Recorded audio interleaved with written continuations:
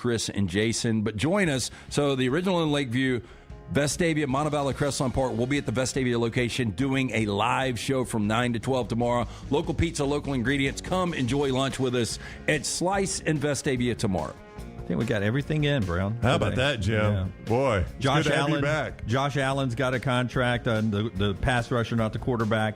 5 years, $150 million, 88 guaranteed with the Jaguars. He's staying there. Tara Vanderveer retires, winningest coach in basketball ever, 45 years at Stanford. Stallions play home opener Saturday night. Hey, can I just say this real quick? Zach asked what happened to the Adult Capri Sun podcast. I was just talking to Richard about that. They're building out their studio in Nashville. We hope we can do that soon. Yeah. There was one dropped. That was just kind of a test run there. Yeah. Coming soon. So stay tuned for that. To a platform near you. All right. That's the show today. Remember, it'll start again on the app, and you can, if you missed anything on the audio side, always for you on the video side. Like, subscribe, and thumbs up everywhere. We'll see you tomorrow, 9 a.m. Central Time. Until next time, God bless you, and God bless America.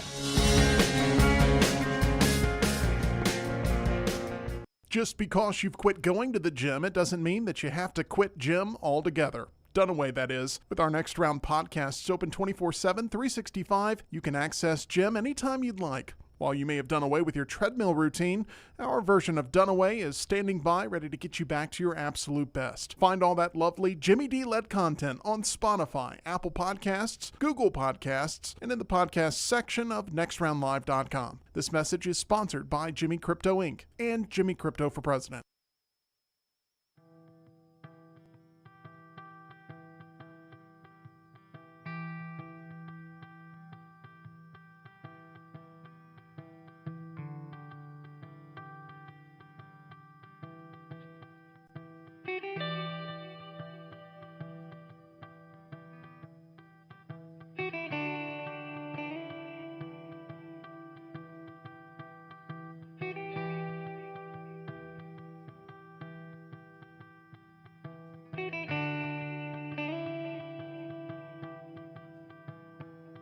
As you walk into this place,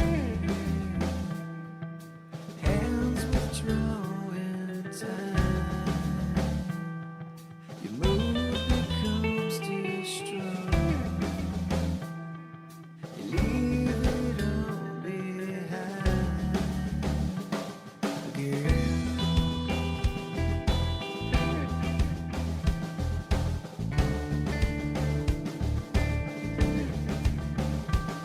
It's too crowded at the bottom to be lonely at the top. It's too crowded at the bottom to be lonely at the top.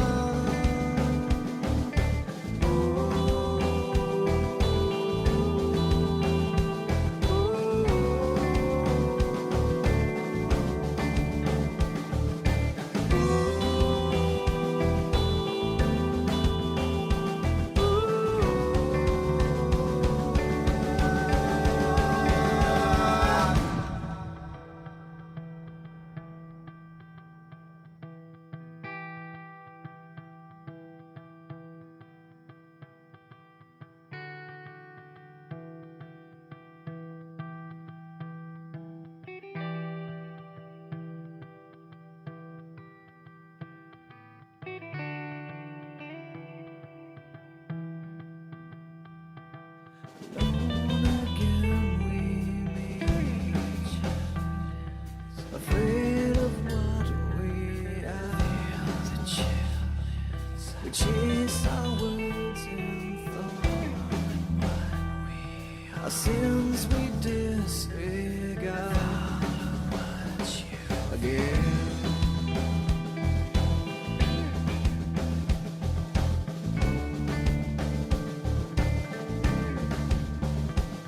It's too crowded at the bottom to be lonely at the top. It's too crowded at the bottom to be lonely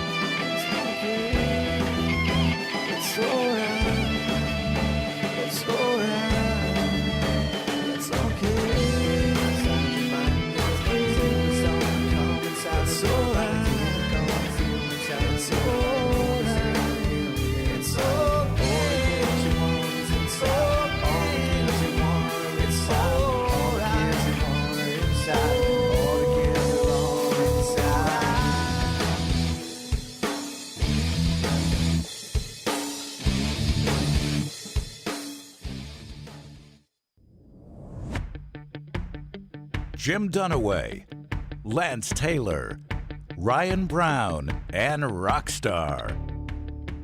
Live from the Birmingham Racecourse Casino Studios, the next round, presented by Bud Light, is on now. On the road today from our friends at Slice, just down the road from the studios, 5 locations in the area. They bring you 4 downs every day. We'll get to Rockstar's 4 downs later on. We're here to celebrate NASCAR coming back to town. We'll hear from a lot of NASCAR folks later in the show in the final hour. We get ready for Talladega Racing, April 19th and 21st. But today in sports, we've got basketball portal news. We've got a new coach introduced, still a big opening. College football spring games happening Saturday, but it's also day 1 of the Masters. You see the gear over there. Brownie's got it on. Day 2 of his Masters gear that I've seen this week, as I've only been back for 2 days. Yeah, I don't know if he did it on Monday too. I've gone green every day, but Masters gear the last 2 days, yes. Yeah, so I've gotten into green a lot this year. Yeah. It's become my new color. There it's you a go. very popular color this year. You're according green. to, the magazine. Green? Men's Health says green I is the I color. don't know. Do you still read these publications? Oh, Men's Health, yeah. You don't have any green on. 30-day abs. That is for a me. good-looking shirt, though. I complimented Dunaway on his Final Four shirt. Yeah, That's a sharp shirt. I like that. I mean, You know, that's one of the better Final Four it logos is. Yeah. because of the state of Arizona. yeah, their but- flags, one of the better flags. But I thought the floor, I thought it was super tacky. Yeah. I mean, I know that's, it's part of that, part of the heritage and all that, so I apologize to the heritage people, but it's super. tacky sells now. Did you I don't think it know was why. tacky, though? Yeah, I did. Yeah, I didn't like the floor at all. I would say more than 50% of college basketball programs have tacky floors. We're to the point in basketball in this state where we can now just criticize the Final Four for it's so tacky. Yep. yeah, blue Just, blood. just the way we used to with like the field in Phoenix. Like, why do they even play the championship game in Phoenix? I do. We've got a panoramic painting of the Birmingham skyline here at the Vestavia location of Slice.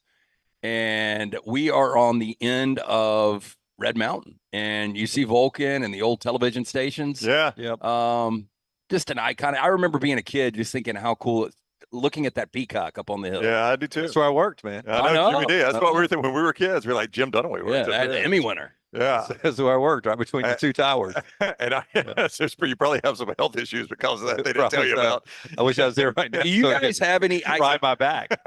So I just signed Layton's lease, her first downtown lease this past Sunday. When did she move in? She didn't move in until August, but this property that she's is obviously a popular. It's a really cool place, and had to go on and sign to make sure that we got her in for a year starting in August. But they had a lot of the Birmingham memorabilia, and I've only got one piece in my house, and it's of the historic Redmond Hotel. But I think it's really cool to have certain things like that of your city. If you take a lot of pride in your city, I know there's a lot of people that laugh about our city. Yeah, I don't really care. I And love our city. I don't know. Somebody's watching us in Santa Fe, New Mexico right now, and we originate out of Birmingham. And if you watch this show long enough, we slide Birmingham in almost on a daily basis. But I don't know. The older I get, the more I appreciate our city. Yeah, I agree. Yeah. I love our city. I do not think that drawing is very accurate, though. I don't think we have buildings into the side of that mountain exactly. You don't like think they drew that to scale? No, I Well, don't. this isn't. Yeah, that looks more like Man on Fire, Yeah. the Barrio, and whatever South American country they were in. But have you ever seen the guy? And I got somebody to pull this past weekend. The autistic guy that they fly in a helicopter over Paris, and then he has the ultimate. What do you call it? Sketch? No, the Like- ultimate photographic memory. Photographic memory. Yeah. And he goes back and he draws everything to detail in the Yeah. entire city of Paris. Have you seen it? I have not seen that, but I have seen. It is. Uh, Scott, you seen it? yeah. It's one of the most amazing things you'll ever see. Yeah, I've seen a They kid, should have got him to do this. a kid with autism, and his dad says, "Draw the Ford logo," and he's doing sidewalk chalk, and he does. I mean, and he's real big with his motion. Draws like a perfect Ford logo, and he goes, "Draw the Johnson and Johnson logo," and he writes it out just like Johnson and Johnson. It's insane. Like he can just But call out that any of them. kid is like hired on the spot. I don't know, but he just goes all the way down the sidewalk doing all these logos. It's insane, man. It's important to us, Autism Awareness Month this month in April. So if you can help out any of your local chapters, please do. Mental that. Health Awareness Month for men too. Yeah. How about that? I got a lot of months I here. think it was like a year ago this month that I told about people about my situation. And there's more I wanted to talk to you guys about that moving forward. A lot of stuff going on. A lot of stuff going on, including the Masters. EG just walked in. She's back from Augusta, where she made the TV broadcast. I saw that. Dressed to the nines of all of our 12 employees up here. Nobody fit into that backdrop better than EG, right? She's been practicing every day. Yeah. He told Killian Bullitt, "Don't touch these legs." I mean, she was dialed in on Sahith Theegala too in the par 3. I mean, she was locked in on Sahith. Yeah, I think joked on Uncorked, Taylor's podcast, that there's nobody up there that dresses off the rack less than EG does. That was her bracket punishment. Yeah. She had to dress off rack. I saw Zendaya was at some fashion show in Paris or some film show in Paris, and she had tennis balls as part of her heel on these big fancy shoes. Yeah, it's just trying too hard. Yeah, it really is. And I told Taylor on the podcast, I said, plus 250, EG walks in with those one day. EG's her own girl. Betting favorite, she walks in for U.S. Open so week good. or Wimbledon week with those on. Red Mountain Vodka gets us going with some of the headlines. We'll talk Masters in just a second. I told you on my timeline yesterday, 7 benefits to your health from vodka. I didn't read them, but They're there. they're there and they're healthy. Gluten-free, 8 times distilled is the local product that is Redmont Vodka. Charles Barkley, one of the great faces behind it. Pick it up at your local package or ABC store, including the Pink Package beverage place. Ask for it by name if you're at a local bar or restaurant. If they don't have it, tell them to get it. It is Redmont Vodka. LT currently at second base. See if he makes third base with me by the end of the show here. I like this. It's gonna be one of those. I love it. I love when a show starts like this. I love it. It's just a weird morning, like the Masters getting pushed back. Yeah. I was up in the back room and I was talking to Rocky before the show, and I heard "Come Monday" playing. Come Monday. You know why? Can we talk about that, Rockstar, before we do it? Can we talk about this? Yeah, sure. Why not? Okay. Because I was going to. So. I know, but see, don't you remember the time when I accidentally spilled the beans? Who's the guy you did the Queen show with? That was Freddie Mercury? Mark Martell. Mark Martell. Yeah. So he was on promoting the Queen show with us. And I said, Mark, big news. You're actually going to be Freddie Mercury in the movie. And Rockstar's like, we weren't supposed to say that. Yeah, he was. Deal has not been signed. Talk about that, Mark. Went through, but I'm back there and I hear "Come Monday," and by the way, that is the only Jimmy Buffett song that I kind of like. Yeah. Howard looks Just- at 40. No, Made enough money to buy I know- Miami, and I pissed it away so fast. I know he's your favorite author. Oh, I'm just saying. Not musician, but What was his pseudo name? When he would write books, did he write them under Jimmy Buffett, or was he? No, he wrote him under Jimmy but the Buffett. character was based on him, some kind of I like remember Ace. one of the characters. Ace Frehley. Yeah. Yeah. Anyway, so I hear "Come Monday." Joe and Merchant. Rockstar. What? Joe Joe Merchant. Okay. So bad. Rockstar's walking around with his guitar, and he's like, "I'm finally getting to live out my dream." And I said, "What is that?" And then I was like, "Oh my God, you're doing Jimmy Buffett." Yeah. And he said, "Yep, 3 shows coming up." And I said, "You are Jimmy Buffett." And he said, "Yeah." So Rockstar. Way so to go, Rockstar. Black Thank Jacket you. is doing which Jimmy Buffett? Changes in latitude, changes in attitude. And you are course. Jimmy. You are Jimmy. I am Jimmy, and we are doing. Please grow a mustache, please. Can it be pencil thin? I mean, if everything is right in the world, you will grow a No, mustache. you for the guys, show. this show will kill because the Jimmy Buffett fan base is a passionate fan base, that's and what I told unfortunately, you Lance. can't see Jimmy It's- anymore. it's- So, no, I you mean, can't. It's a rabid that's- fan base. I If they think see this show will somebody kill, like me. Rocky.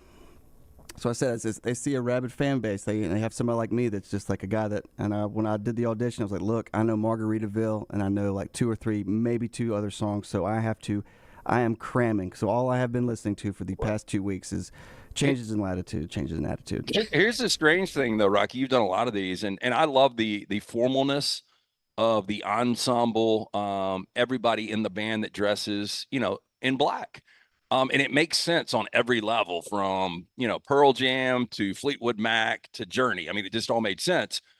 I don't know if it's going to make Yeah. sense with Jimmy Buffett, that look. I mean, obviously, for Jimmy Buffett fans, they're going to love the music, but seeing Buffett in all svelte black, Especially, Rocky, if the parrot heads actually come as parrot heads. Oh, they will. Yeah, They will. I think yeah, they will 100%. too. I mean, they'll have on their Hawaiian shirts and all that. You guys going to be up there in all black. It's going to kind of look strange. I Well, would we're gonna- agree. We're playing the show at in Loudon, Tennessee, which is on the lake, and it's a big venue they do. So it's on the 4th of July weekend. So it is going to be a big deal, and it's outdoors. So it's not going to be hot for us. I know it won't be. There's no way. Oh, rock star. Okay. nut dust on that. Yeah. Can you give us a little little sample of one song? Just give me one chorus of something. Let me hear you in character a little bit. I know you're working. Well, I told him I know working through it. And I told him this. I was like, you can't mess this up. Well, I mean, Jimmy Buffett can't really sing, so that's the Right. plus. So don't be too good, Rockstar. Well, no, I've noticed listening to his stuff, he does have some pretty good songs, but like there's some that he's got a big country twang to him. Some of his slower songs, like God, this is such a country song. Some of them are there. This song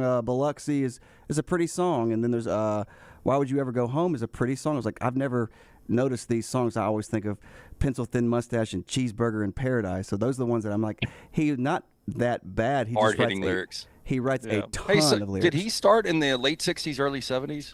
Early, about mid-70s is Come Monday, right? That was his first hit. Yeah, Come I'm Monday. just, he's probably playing the bars late 60s. Wouldn't you be interested to see the most beat up bar rat he ever woke up with? He wrote about her. No.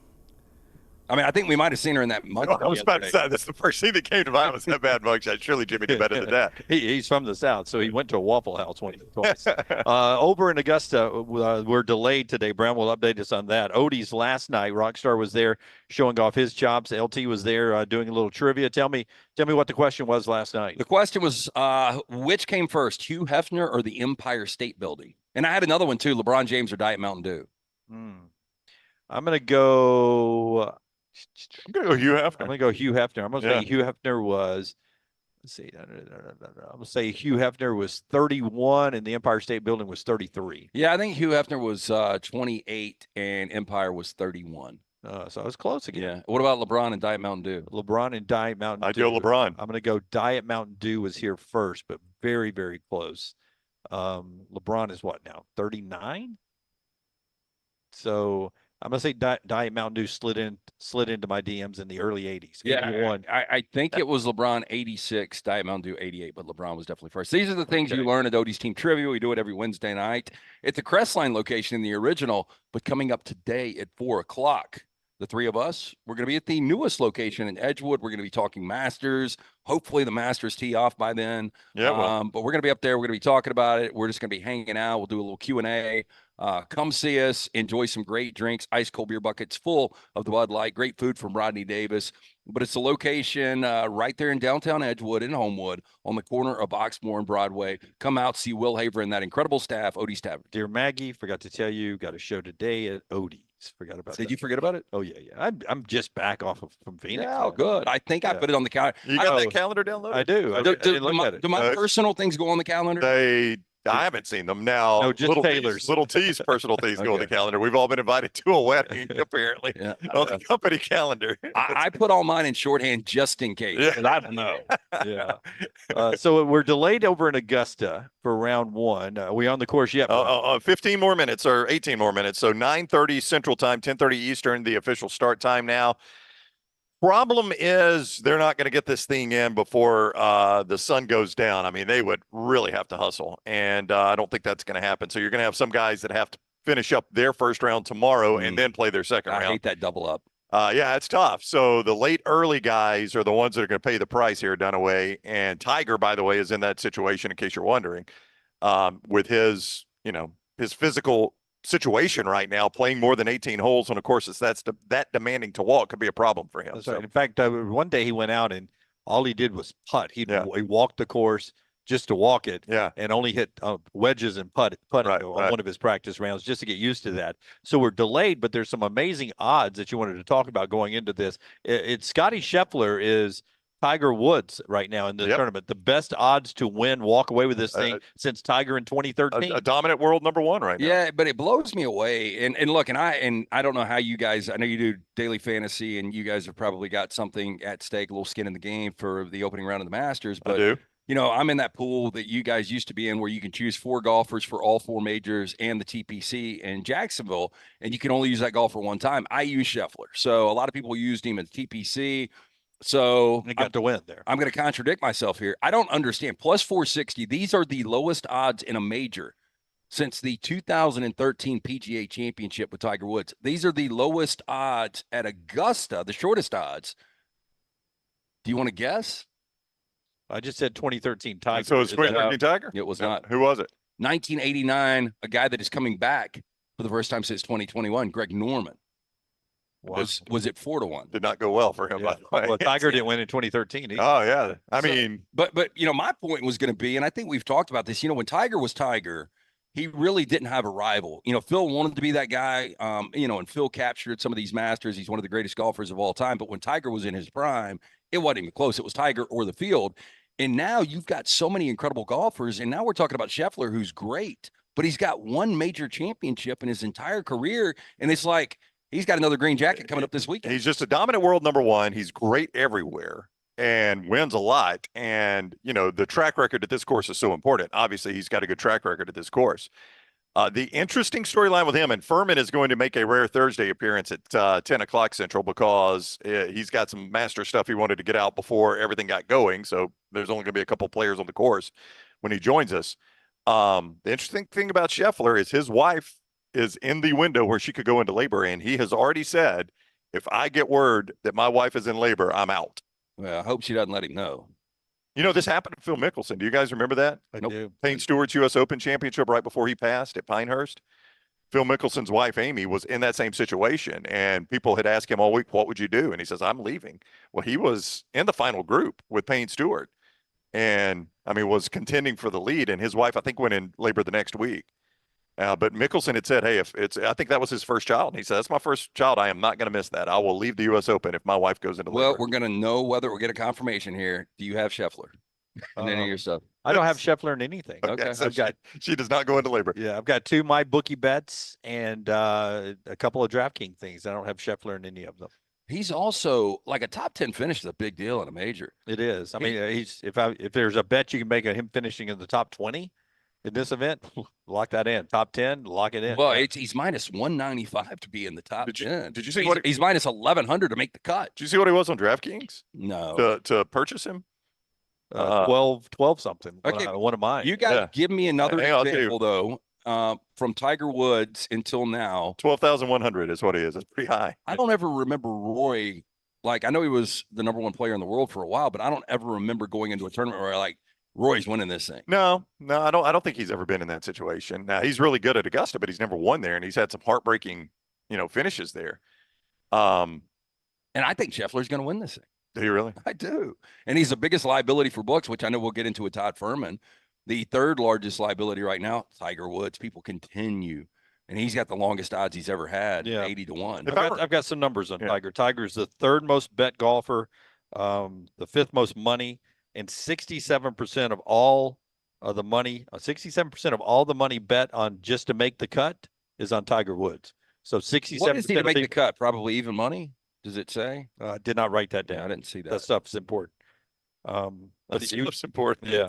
6 straight top 10s for Scheffler there. So he is on a roll, and he is the favorite over at Augusta. They'll crank things up, weather delayed, but they do expect to play golf today and into tomorrow for the first and second rounds. And it's supposed to be good for the weekend. You guys are the TV guys. What would be the best final pairing? Would it be Tiger and Scheffler? Oh, Tiger and Rory probably. Tiger with a chance to win? Yeah. These are the final pairing. Yeah, but I'm just saying, who's that other guy? Would it be Tiger and Rory? Wouldn't matter. Yeah, as long as it's Tiger, it could be you. And people, about the same amount of people. Only way you can improve the ratings if it was Tiger and Caitlin Clark. what about Nick Dunlap? Yeah. No, I mean, it wouldn't help. It would help around here. Yeah, but it wouldn't help. What a month that would be for Alabama fans, wouldn't it? I would, absolutely. I would point out, as somebody mentioned in the chat room, 2013 was when Tiger. I don't know if you may not remember this, but you remember he hit the pin on 15 and it went back in the water, and he got penalized for his drop, he lost by 4 shots. I cannot believe that was 11 years ago. That incident cost him the Masters. I mean, he could have easily won it in 2013 when he was the odds-on favorite. Another major there. Tell us about the golf cart since we're talking golf, Brownie, and we'll do one more thing in this opening segment. Our first guest is Fuhrman. He'll give you the betting odds and tell you about a really awesome podcast for you golfers out there, especially around the majors, that you'll want to be a part of. Nextround.store is where you go for the golf cart. Nextround.store, you can get it right there for $99, $247 value. The historic redesigned Woodward Golf Club refurbished. They've done a great job there. Limestone Springs, Cross Creek Golf Course, and the Meadows, all on this golf cart, presented by UCA Urology Centers of Alabama. This is a $247 value you get for just $99. You could get the deluxe golf cart for $119. Still a $247 plus value for 18 holes in a cart, but you also get the exclusive Next Round Golf t-shirt. You get tees, a koozie, some Next Round stickers, all of that right there at nextround.store. Limited quantity, so get them now. It is good through October 2024 with no restrictions. For the golf cart presented by Urology Centers of Alabama, nextround.store. That is nextround.store. We'll get to Calipari arriving in Fayetteville in the next segment in the Kentucky job search and everything going on there. And Alabama has a former four-star prospect hit the portal. All that coming up in our basketball segment in a second. But while we're talking television and ratings and all of that, the announcement comes yesterday that the Indiana Fever of the WNBA will have 36 of their 40 games on national television coming up in the WNBA. Why? They are going to be the people, they got the first pick. They're going to draft Caitlin Clark. So 36 of their 40 games. What people may not, or you know it, well, maybe you don't because you don't pay attention to the WNBA. Caitlin just played in the championship on Sunday. This upcoming Monday is the WNBA draft. Her first game with the Indiana Fever is May 3rd. I mean, this is why rookies don't have great first years in the WNBA. They go straight from their college career, which could not have been extended any further for Caitlin Clark. She played in the final game. Then she'll get drafted first overall, and then she'll play her first professional game that counts, not counting exhibition or camps, on May the 3rd, and 36 of 40 will be nationally televised. It's got to be exhausting for her. Well, I'm saying goodbye to Caitlin Clark. I wish her all the best, but I will probably never watch another Caitlin Clark game. Let me ask you this. The Indiana Fever, if they could draft Carmelo Anthony in his current state and win a championship, which they would, or draft Caitlin Clark and get all of this exposure. You make more money off Caitlin Clark. Yeah, I mean, and that's going to be the interesting dynamic here. Neuheisel, I heard him on the ride over here from our offices, the 5-minute ride that it is. I was driving over and he said, this will be, and he was tying it to the Masters, this will be like when Tiger Woods showed up on tour. Very quickly, the older women professionals will want to heat check her. Oh yeah, they'll be all in their face. They'll be talking smack, blah blah blah blah blah. And very quickly, they'll start seeing the ratings numbers, the salary numbers go up, and everyone will be Caitlin Clark's best friend. Like early when Tiger got on tour, Neuheisel was saying everybody was like, "Kid, welcome to this is grown man's work." That's right. Here. That's right. It's like college golf. Yeah. Then Tiger got out and was playing good, and the ratings were through the roof. The purses went up. They're like, "Tiger, my man, you want to practice round? That's so good for Here, the I'll sport. carry the bag, man." And that's what Caitlin Clark's going to be. Do you guys, foresee yourselves watching any of these games, though? I do not. That's why I wish she'd stayed in college. But here's the problem. She's huge for college basketball numbers. Why? Number one, she's a really good player. People like her. But number two, we're in basketball season. That's right. When does the WNBA play? May 3rd it starts, and it goes into the summer. Yeah, that's our Lake Beach and baseball season. Yep, and doesn't it finish up during football season? Aren't there playoffs during football season? It does feel like they do their playoffs in August and September. That's why it will not translate well, because you're right. We're more mobile in the summer. It's not basketball season. We're not geared for basketball. So it's not going to be the same ratings, but I bet they'll go up. I mean, she's still a novelty. Well, let's say this. I forget who it was. Somebody was arguing with Clay Travis. How are you going to narrow that down? Yeah. So it was one of the people, very small group that doesn't like Clay, was arguing with him on Twitter, and he made the point saying that I think Clay said 70% of the people that watch the women's national championship game will never watch it again. Yeah. But the guy came back and said, but who would not want 30% growth in their audience, whether it's viewership or listenership or business? Who wouldn't want it? So if 100% people that watched it, 70% won't watch it again. Those 30% new people that now became a fan. So what I would ask is, of the 100% that watched it, how many people were going to watch it before? Yeah, not 30%. I would. Yeah. I don't know. I mean, it definitely has helped the sport. There is no denying that. So just a few new viewers for the WNBA will make it stronger than it ever was. Oh, there's no doubt. The viewership will go up. It's just, I don't think going to be the boom that it was for college basketball. I think it'll do this. Yeah. It won't be the boom. And part of that is the calendar. I mean, to your point, we're traveling in the summer. Yeah. And it'll be a lot like these spring league football.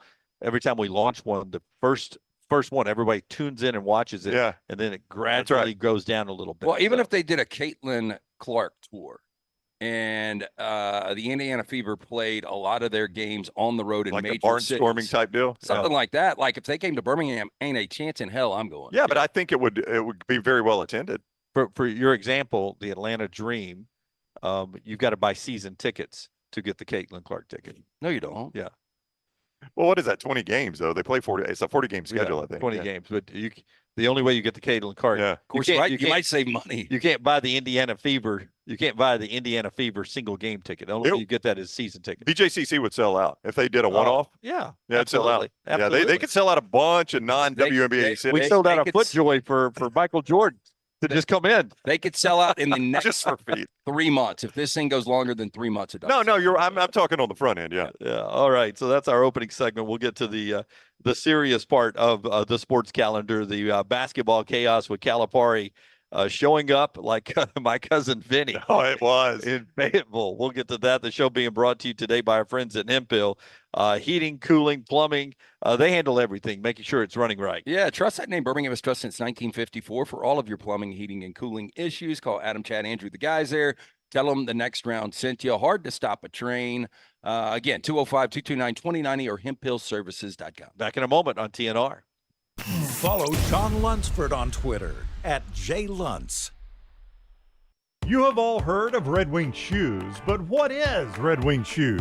It's the place where men buy boots, plain and simple. Who are Red Wing's customers? They are construction workers, warehouse employees, college students, the guy that fixes your AC, the guy at the end of the bar, the IT guy. Red Wing is a father, Red Wing is a son, Red Wing is a cult following shared by all men. A classic, comfortable pair of cool boots with a story to tell. What's your Red Wing story? Red Wing Shoe Stores, located in Pelham and Trussville. Fire damage to your home or business is something you never want to consider. Ryan Brown here from the Next Round. But in the horrible event it happens, Dry Tech is here to help. They respond quickly and will reply to you within 20 minutes when you call 205-637-0143. They're working for you, the customer, not the insurance company. They've got 5 crews ready to go 24/7. Don't call the insurance company first. Call Dry Tech. Just remember this website, mydrytech.com.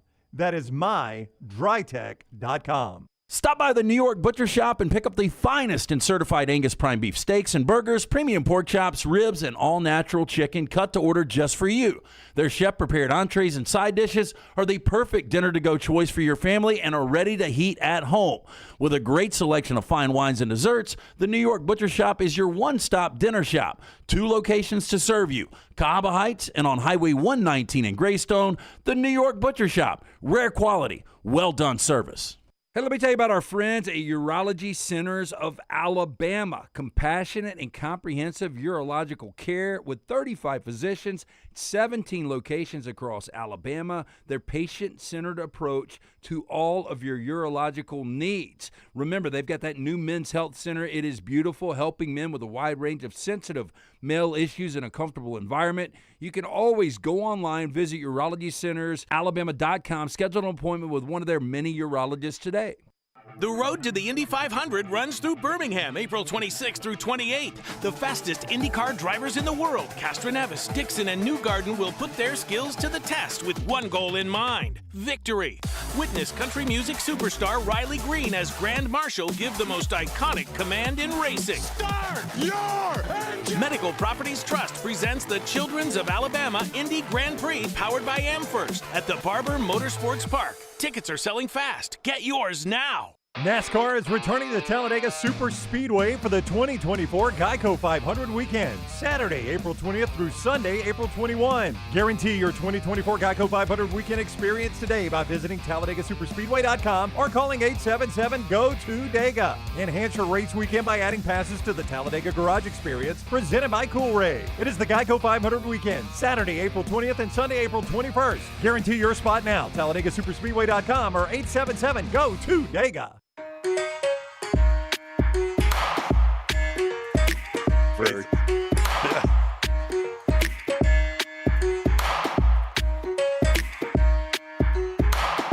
Back with you on the Next Round. We're live at Slice, wonderful location here in Vestavia. 5 locations now. We appreciate their hospitality. My daughter works here at this location, and it's just always great food. They've been with us forever. Yeah, look, and I honest admission, I've never been to the Montevallo location. I know you've been out there. You obviously went to school there. Your daughter goes to school there. But the original in Lakeview, Vestavia, Montevallo, Crestline Park, and now Edgewood. Make sure you get out. Check out the guys, Battaglia Brothers, local pizza, local ingredients. All right. So John Calipari shows up yesterday. Did he have a bomber jacket? What did he have on? Well, it looked like a leather bomber jacket is what it looked like to me. Now, I was only looking on a tweet, but I immediately had the same thought you did, Dunaway. I immediately thought of the scene. Now, one of my favorite movies of all time is My Cousin Vinny. Incredible. It's one of the, I find it, if you've never seen it, there is some language, maybe don't watch it around the kids, but to me, one of the funniest movies that's ever been done, My Cousin Vinny. And there's a scene in there where they first show up to Alabama and she gets out of the car, Marissa Tomei, and she's dressed like a girl in New York would dress, right? And Joe Pesci says, is that the way you're going to dress? You stick out like a sore thumb. And she goes, oh, you bland. It's one of the funniest lines in the whole movie. And not only does he have all black on with the black leather jacket, he's also got black boots on with silver toes. And the best part is he's got that belt that Solo get wraps around because it's got the silver tip. And she goes, oh, you bland. And it's such a great line. And that's what I felt like when I first saw that video of Cal walking into that Northwest Arkansas airport. And don't at me, because we know how affluent Northwest Arkansas is. Oh, yeah. I've been there many times. There's a lot of money there. In fact, yesterday, you had John Tyson, the CEO of Tyson Food, who is friends with Calipari, who helped get him from Kentucky to Arkansas, is paying a lot in the NIL, a lot of his contract. He got a standing ovation in basically a packed Bud Walton arena there. Just when they put his picture up on the big screen, and everyone came to their feet giving him a standing ovation. So he stood up, took his hat off, and raised it like he had just won a championship himself. But I want to take you back first, Rockstar, to just, the nuance of John Calipari walking out in Arkansas. I never saw him calling the Hogs, but this is the way it looked yesterday when the Hog fans from K8 News were calling the Hogs at the Calipari introduction. Let's stand up and call those Hogs!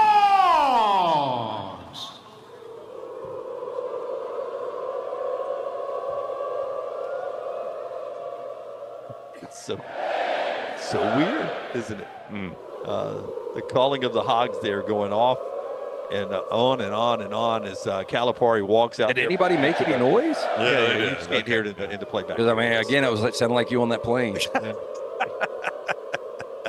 And then Rockstar for cut two. Here's John Calipari getting ready to, you got to address Kentucky, right? It's the elephant in the room.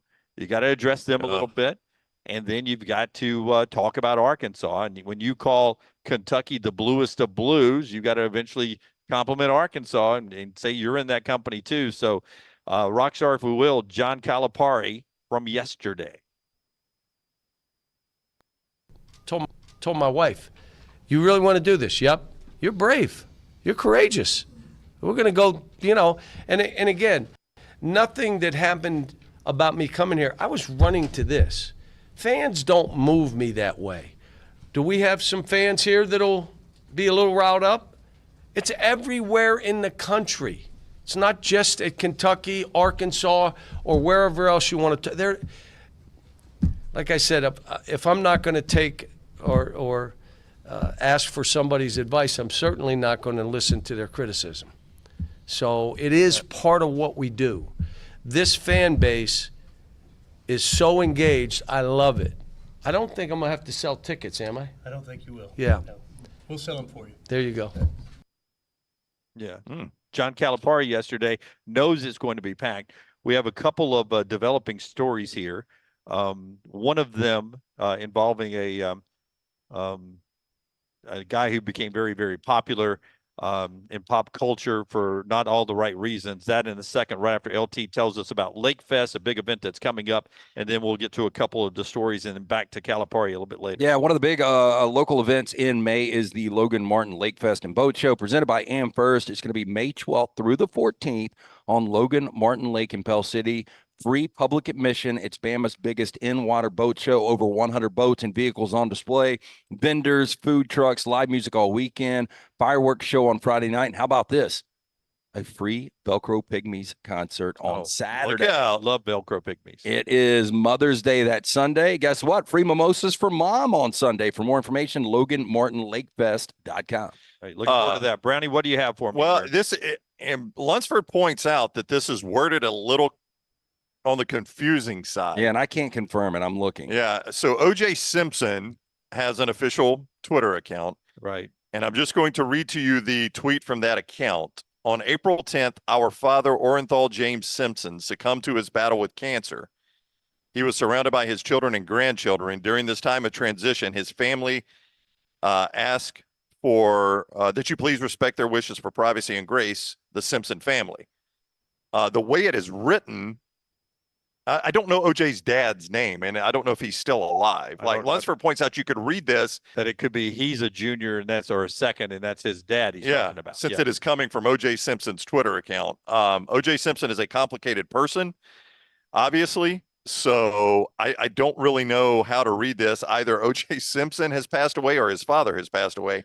I don't, and Lunsford, I think, is looking into this. No, his father died so, in 1986. Okay, so this will have to be OJ then. And of course, I don't know what's what on Wikipedia. It says he was a drag king in San Francisco. Yeah, a drag queen in San Francisco. Well, I really don't know about that. I've never heard that. But it appears OJ Simpson has passed away. I did not know he had cancer.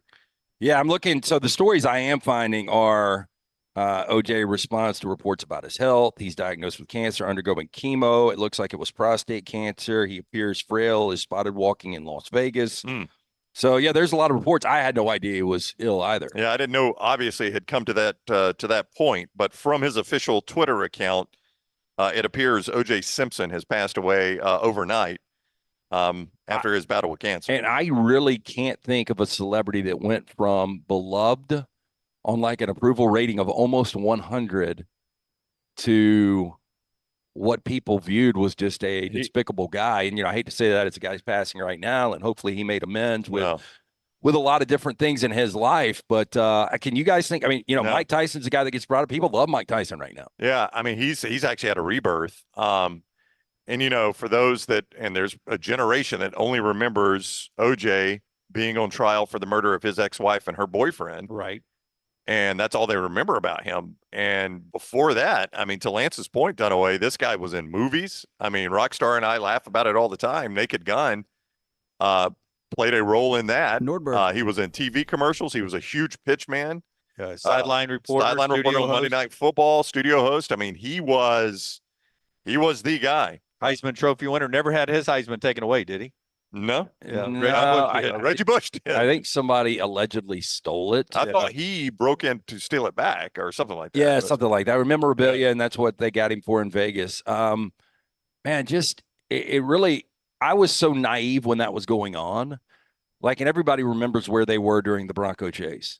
Oh, absolutely. And I just remember thinking there's some kind of miscommunication. He's being framed. I just didn't believe it. And then when you saw the evidence come out, and the older you get, you see a lot of these domestic situations, and it still baffles me. If you've never seen the ESPN 30 for 30 on the day all that went down, it's my favorite 30 for 30. I think it's June 16th, 1994 is the title of it. And that story broke while ESPN was airing the Friday round of the U.S. Open, which was Arnold Palmer's final round of the U.S. Open, and it was being played in Pittsburgh, near Palmer's hometown. So this was a massive event for ESPN, and they had to break in with the OJ Simpson news. It was also NBA Finals. That was the other thing. Knicks and Rockets. NBC had Knicks and Rockets on the NBA Finals, and they were having to go back and forth to Tom Brokaw. I remember I was watching that game at Applebee's in Brookwood Mall, and then we went to City Stages afterwards, which was a great event back in the day. Loved City Stages. But that was all going on, and and this. Can you imagine that Bronco chase during social media? Oh gosh, no. I mean, it was crazy enough just being on TV, the amount of people that had come out to the overpasses was that on the 5, I think, wherever it was. Yeah, the 405. The 405, and just people that had lined the overpasses just seeing it on TV. It was just an insane, crazy moment in American history. Yeah, and so 76, 77 for OJ Simpson? On the Heisman? No, the 76, his age? Age-wise. Yeah, 76, Jim. He would have been 77 in July. Yeah. Haven't seen a major news outlet report it yet, but several people on social media now saying former NFL star Heisman winner dead at the age of 76, OJ Simpson. He is a guy with many different faces in history here in the United States. That coming from his official Twitter account, obviously being tweeted there by his loved ones. They're surrounded by children and grandchildren passing away at the age of 76. You know, he's one of those guys that nobody talks about being one of the greatest, and I wonder if it's because of how far the legacy had fallen. And I'm not going to date you, but I don't know if you ever got to watch him play with the Bills and then later in his career with San Francisco. I remember end of Bills, there was 1 year, they were never a playoff team. There was 1 year that he was rushing for 2,000 yards in the regular season. That we'd always get when they played the Dolphins here. Yeah, but there was one game at the end of the year in Buffalo where it was snowing and he needed a certain number of yards to go over 2,000. I remember watching that one. That one sticks out, and but they were never really a playoff contender. Like back before you had Sunday Ticket and all the exposure you get in the NFL now, not a ton of games on. I really did not get to see a ton of Walter Payton until he got to be with the great mid-'80s Bears teams, and you didn't get to see a lot of OJ Simpson either. No, and Barry Sanders too with the Lions. And a lot of Barry. But I think Walter Payton and Barry Sanders are two guys, and Jim Brown. Those are three in the top five that everyone would have. And I wonder if you went through true historians, if OJ would make that top five. All right, and our show continues on here from Slice. Later on, we're talking NASCAR. Let me tell you how you can be part of the Talladega Super Speedway experience coming up April 19th through the 21st. NASCAR back at the world's fastest speedway. 2.66 miles, tri-oval, the steep banks there. You never touch the brakes at Talladega, and it is an unbelievable place to watch a race. It's unbelievable to watch just people at the Talladega Super Speedway. You can be there with free camping, primitive all the way up to the high-end RV camping with some seats on the backstretch there. Garage experience upgrade to a garage experience where you get access to inside the garages with the best Cup teams are there working on their cars, getting ready for the race, and you get to be up close and personal with them. Upgrade and get your tickets at TalladegaSuperspeedway.com, TalladegaSuperspeedway.com, or 877-GO-TO-DEGA. Also, New York Butcher Shop, bringing you this part of the show today. New York Butcher Shop, as you get ready for a big A-Day weekend. If you're tailgating, take some meat from New York Butcher. Rare quality, well-done service, Jim and the guys. And how about this? If you're driving around, you're just looking for a big-time lunch, stop in. Those huge deli sandwiches, eat half, take half home. You can create it. They've got a sandwich, what do they call it? The sub New York station. The substation. Substation. Yep. You go up there and you actually make your own. Just fantastic stuff. The best when it comes to steaks, chicken, prime beef, all the great stuff. The sides, fantastic selection of desserts and wine. Stop and see Jim. 2 locations: the original in Cabo Heights and now 119 in Greystone. OJ Simpson dead at the age of 76, now being confirmed by actually one of the bigger news agencies in our country now, TMZ, confirming that now at the age of 76. OJ Simpson has passed away. Much more coming up from Slice. This is The Next Round. Follow The Next Round on Twitter, Instagram, and Facebook at Next Round Live. This hour of The Next Round is presented by the Birmingham Racecourse Casino, now featuring 7 days of giveaways with your chance to win a share of up to $125,000. The more you visit the Birmingham Racecourse Casino, the more chances you have to win.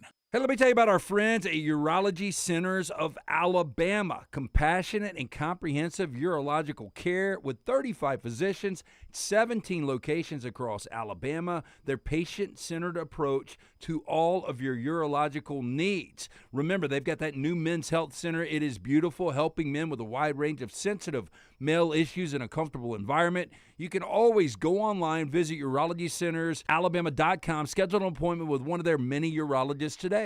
Things fall apart. There's even a book about it, but that doesn't mean you have to break the bank to fix them. Ryan Brown here for The Next Round. Our friends at Mortgage Right have a new renovation option that will make repairs and other home improvements easy. If you've recently purchased a home and find yourself short on cash, or you're looking to buy a fixer-upper, Mortgage Right's renovation loan program can help you spruce up your space. Repairs can be made to your roof, plumbing, flooring, and more with the help of top-notch mortgage professionals. So get your fix by visiting mortgageright.com/TNR. And MLS 2239, Equal Housing Lender.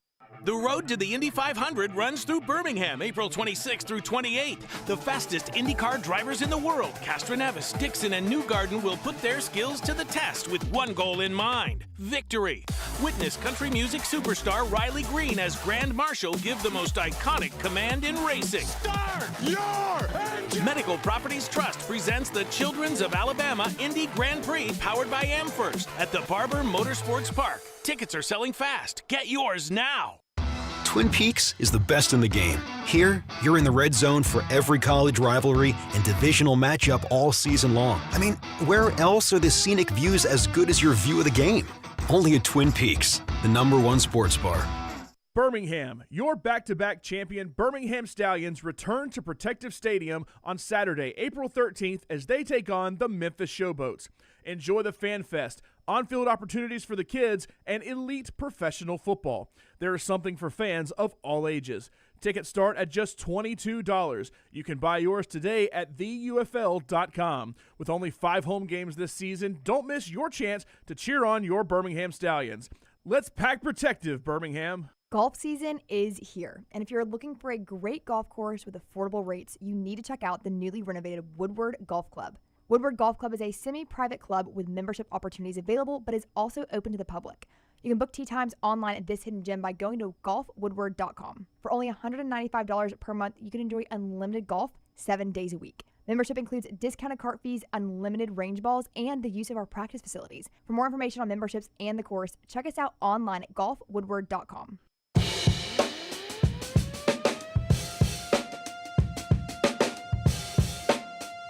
Back with you on the road at Slice today. We'll be celebrating NASCAR coming to Talladega a little bit later on in the final hour of the show. Developing news. John Calipari arrived yesterday at Arkansas. We heard from him earlier in the show. The Masters is now done. They've done their ceremonial tee-off with their legends, and play is about to get going full steam over at Augusta National. It was delayed by weather, and the breaking news is OJ Simpson is dead at the age of 76. All that is going on. Before we jump into a little spring football discussion here, and then at the top of the hour, back to the Masters with Todd Fuhrman, I want to bring Lunsford in here. Is there a new Joker movie coming out, Lunsford, and is Lady Gaga playing Harley Quinn in the movie? Yes, and yes to both of those. I'm a big fan of Lady Gaga's talents, like the third remake of A Star is Born. I thought she did a tremendous job acting as well, not just singing. I mean, she wrote a lot of those songs, but she was pretty good acting in there. Yeah, well, I mean, you'll see some of these. I mean, she's a performer, and Yeah. a lot of performers are so comfortable on camera. And I mean, look, let's face it, she was playing a rock star. Lunsford, who's playing the Joker in that? Well, it's Joaquin Phoenix. Joaquin It's a sequel Phoenix. to the first one. Okay. Oh, so all right. Yeah, Todd Phillips is doing it again, right? Yeah, Todd Phillips is doing it, and Lady Gaga's playing Harley Quinn in it. And the first That's trailer good came cast. out. Yeah, first trailer came out a couple days ago. Little T and EG looked at me like this, like the movie debuts tonight. Like, has this already been shot and it's already in theaters, and I'm just now hearing about it? Civil War does debut tonight. Yeah, when's it come out, Lutz? Is it already there? No, it's in October, I believe. Oh, but they've already shot it then, right? Yes, first trailer came out 2 days ago. And if you go to the Meltdown, we have a trailer reaction. You can go learn more about it.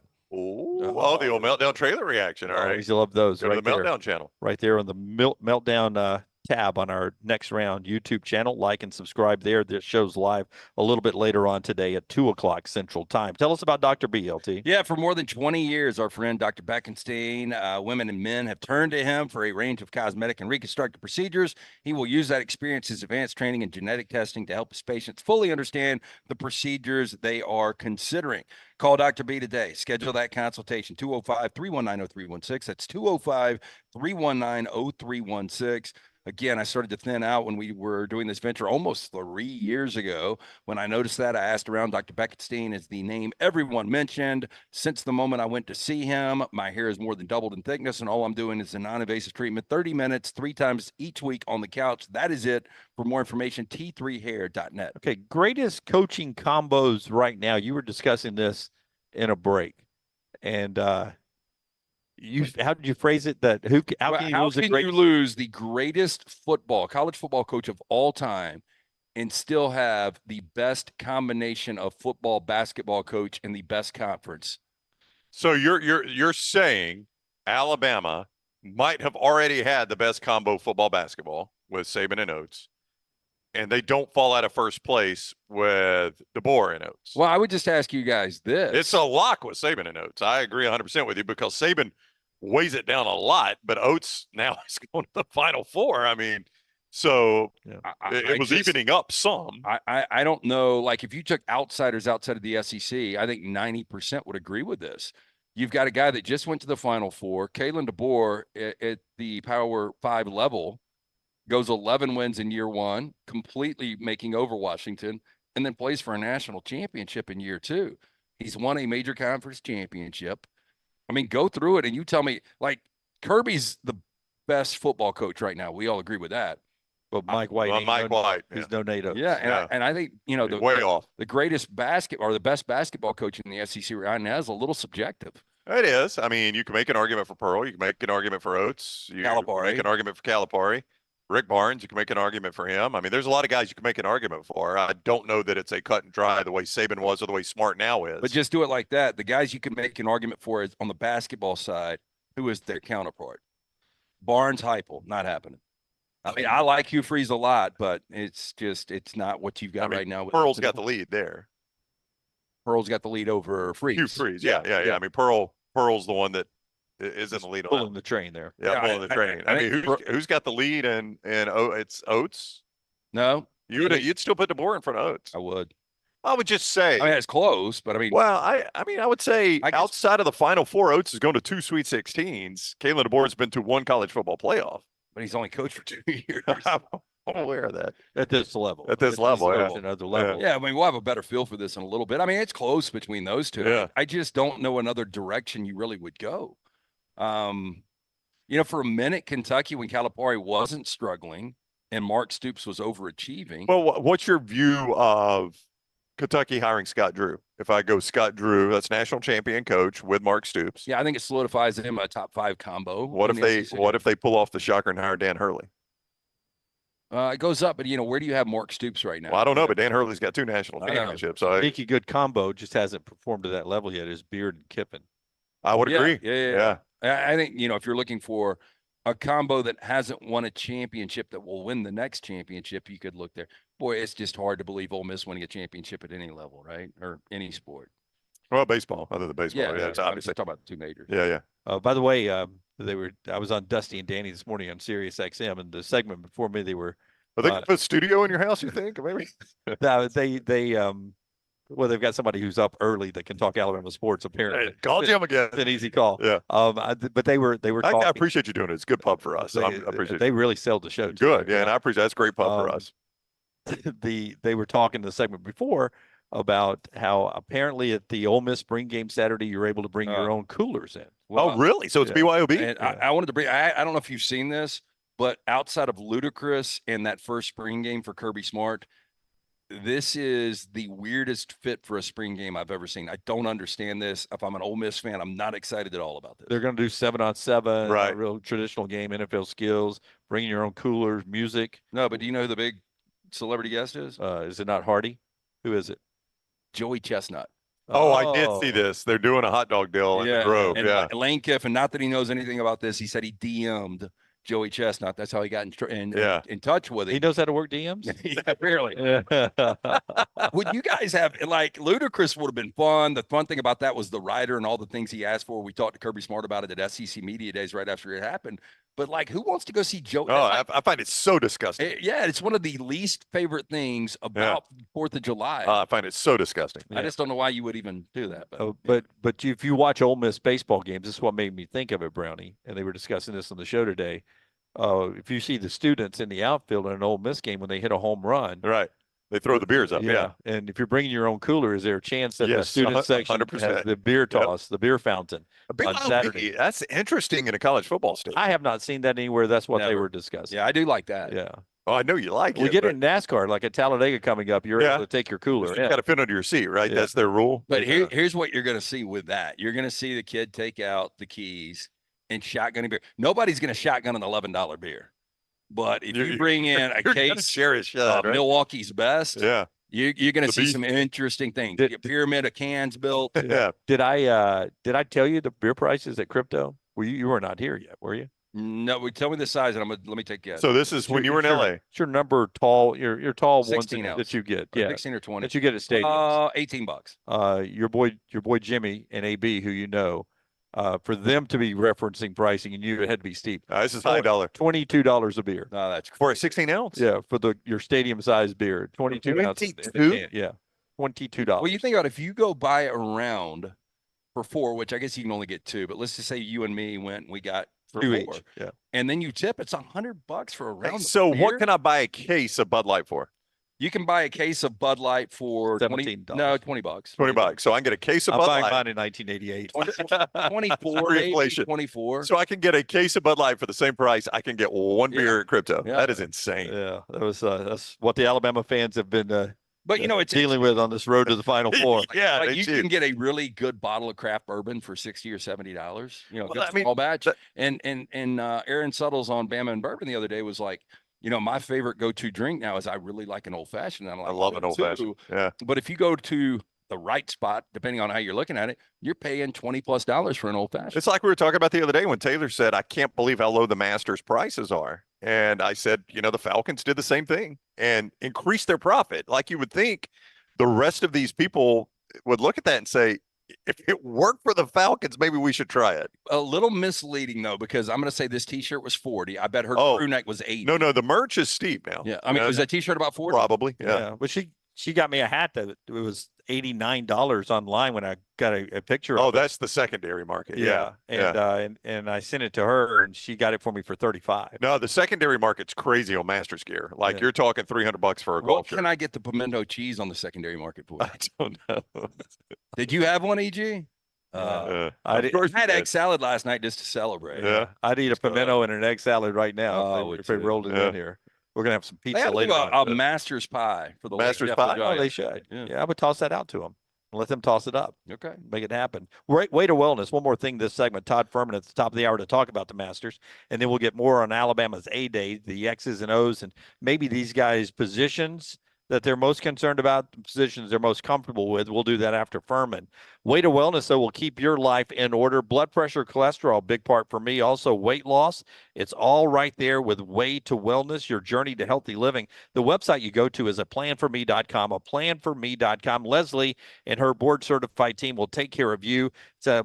It's an eating plan that is designed specifically for you. For me, I eat my own lunch, my own dinner every day. I have some supplement bars that sort of get me from point A to point B. It is fantastic. It is the folks right there at Way to Wellness. Your journey to healthy living, no contracts, no sign-up fees. And that first consultation is free at planforme.com. Every time I tease something, there's breaking news. Yeah. More breaking news from Brownie. We'll get back into my one other thought later. Yeah, sorry on that, but it has been a breaking news hour with the death of OJ Simpson. This is not as serious as that, but this surprises me. Yeah, this is a bit surprising. Matt Norlander, who covers college basketball very well for CBS Sports, says his sources tell him Scott Drew has passed on Kentucky's offer and will remain at Baylor. So Scott Drew has very publicly now told Kentucky no. Nate Oates, whether he was ever offered or not, he used that leverage obviously and addressed a rumor. So now you're going to start with the Kentucky can't hire anybody. They swung and missed on Oates. They've swung and missed on Scott Drew, but Scott Drew, according to CBS Sports, is staying at Baylor. Field of 68 was reporting it this way today. They said after Jay Wright, Nate Oates, and Dan Hurley passed on Kentucky, they have turned their focus to Scott Drew. That's the way Field of 68 wrote it this morning. That's not my reporting. That's what Field of 68. Those guys are really tied into basketball. Well, and they're painting like Jay Wright, Nate Oates, and Dan Hurley all passed. It could have just been a soft conversation with those guys, and there was just no interest at all. The reports were Scott Drew and his family were in Lexington last night. And, look, again, we've always talked about options are the best things to have in life. And you've got an option of playing or continuing to coach at a program where you've won a national championship within the last couple of years and you're going to make a ton of money. So maybe the family goes there. They just don't have a good feel for it. And you start to discuss what the expectations are going to be. He's a god with Baylor basketball. I mean, he's immortalized forever. They're probably going to have a statue outside of an arena of Scott Drew. And, it's a different challenge. If I'm a Kentucky fan, I'm not panicking yet, though, because I go back to USC. Pete Carroll was their fourth choice. Yeah. I would say this, though. If you are a fan of Alabama, Nate Oates never gives you an indication that he wants to leave, right? He never does. Just the opposite, in fact. Just the opposite. Yeah. He takes big buyouts. He does everything that shows you he's staying at Alabama. But every time someone passes, there's always that worry inside me. I worry about everything. The circle back. Yeah, I don't see it. I would think now you start to get into the Chris Beard conversation. I would agree. Like, okay, he had baggage. We were going to pass on him if we could get these guys, but we might need to overlook this baggage. And, the reports were because I talked to somebody last night involved, and they said that Chris Beard really, really thought about the Arkansas job. And if you've really thought about the Arkansas job and you've got this loyalty to Ole Miss, I don't know if Ole Miss can fault you if you take Kentucky. No, they're Arkansas maybe, but Kentucky, they're like, look, I get it, man. Yeah. Nick Kelly, who covers Alabama for the Tuscaloosa News, just says wow to the news that Scott Drew will remain at Baylor after Kentucky pursued him for his head coaching vacancy. The sources telling Jeff Borzello and ESPN that several people reporting that Scott Drew is staying at Baylor, that including Matt Norlander, who was the first one we saw to report that. Top of the hour, we'll talk to Fuhrman coming back. Our friends at Urology Centers of Alabama, UCA, helping you right now with your prostate health all the way to kidney stones. Guys, so important to stay in tune with your doctor there, and they'll do that. Urology Centers of Alabama, 16 location. 35 urologists and a staff that is growing. UrologyCentersAlabama.com. UrologyCentersAlabama.com. You see the number on your screen there. Check them out. Make an appointment today. Stay in touch with your health, men, as we get a little bit older. UrologyCentersAlabama.com. Back in a moment on TNR. Take the next round anywhere you go with official Next Round gear. Buy yours today at nextround.store. The road to the Indy 500 runs through Birmingham, April 26th through 28th. The fastest IndyCar drivers in the world, Castroneves, Dixon, and Newgarden, will put their skills to the test with one goal in mind: victory. Witness country music superstar Riley Green as Grand Marshal give the most iconic command in racing. Start your engine! Medical Properties Trust presents the Children's of Alabama Indy Grand Prix, powered by AmFirst, at the Barber Motorsports Park. Tickets are selling fast. Get yours now. Stop by the New York Butcher Shop and pick up the finest in certified Angus prime beef steaks and burgers, premium pork chops, ribs, and all-natural chicken cut to order just for you. Their chef-prepared entrees and side dishes are the perfect dinner-to-go choice for your family and are ready to heat at home. With a great selection of fine wines and desserts, the New York Butcher Shop is your one-stop dinner shop. 2 locations to serve you: Cahaba Heights and on Highway 119 in Greystone. The New York Butcher Shop. Rare quality, well-done service. You have all heard of Red Wing Shoes, but what is Red Wing Shoes?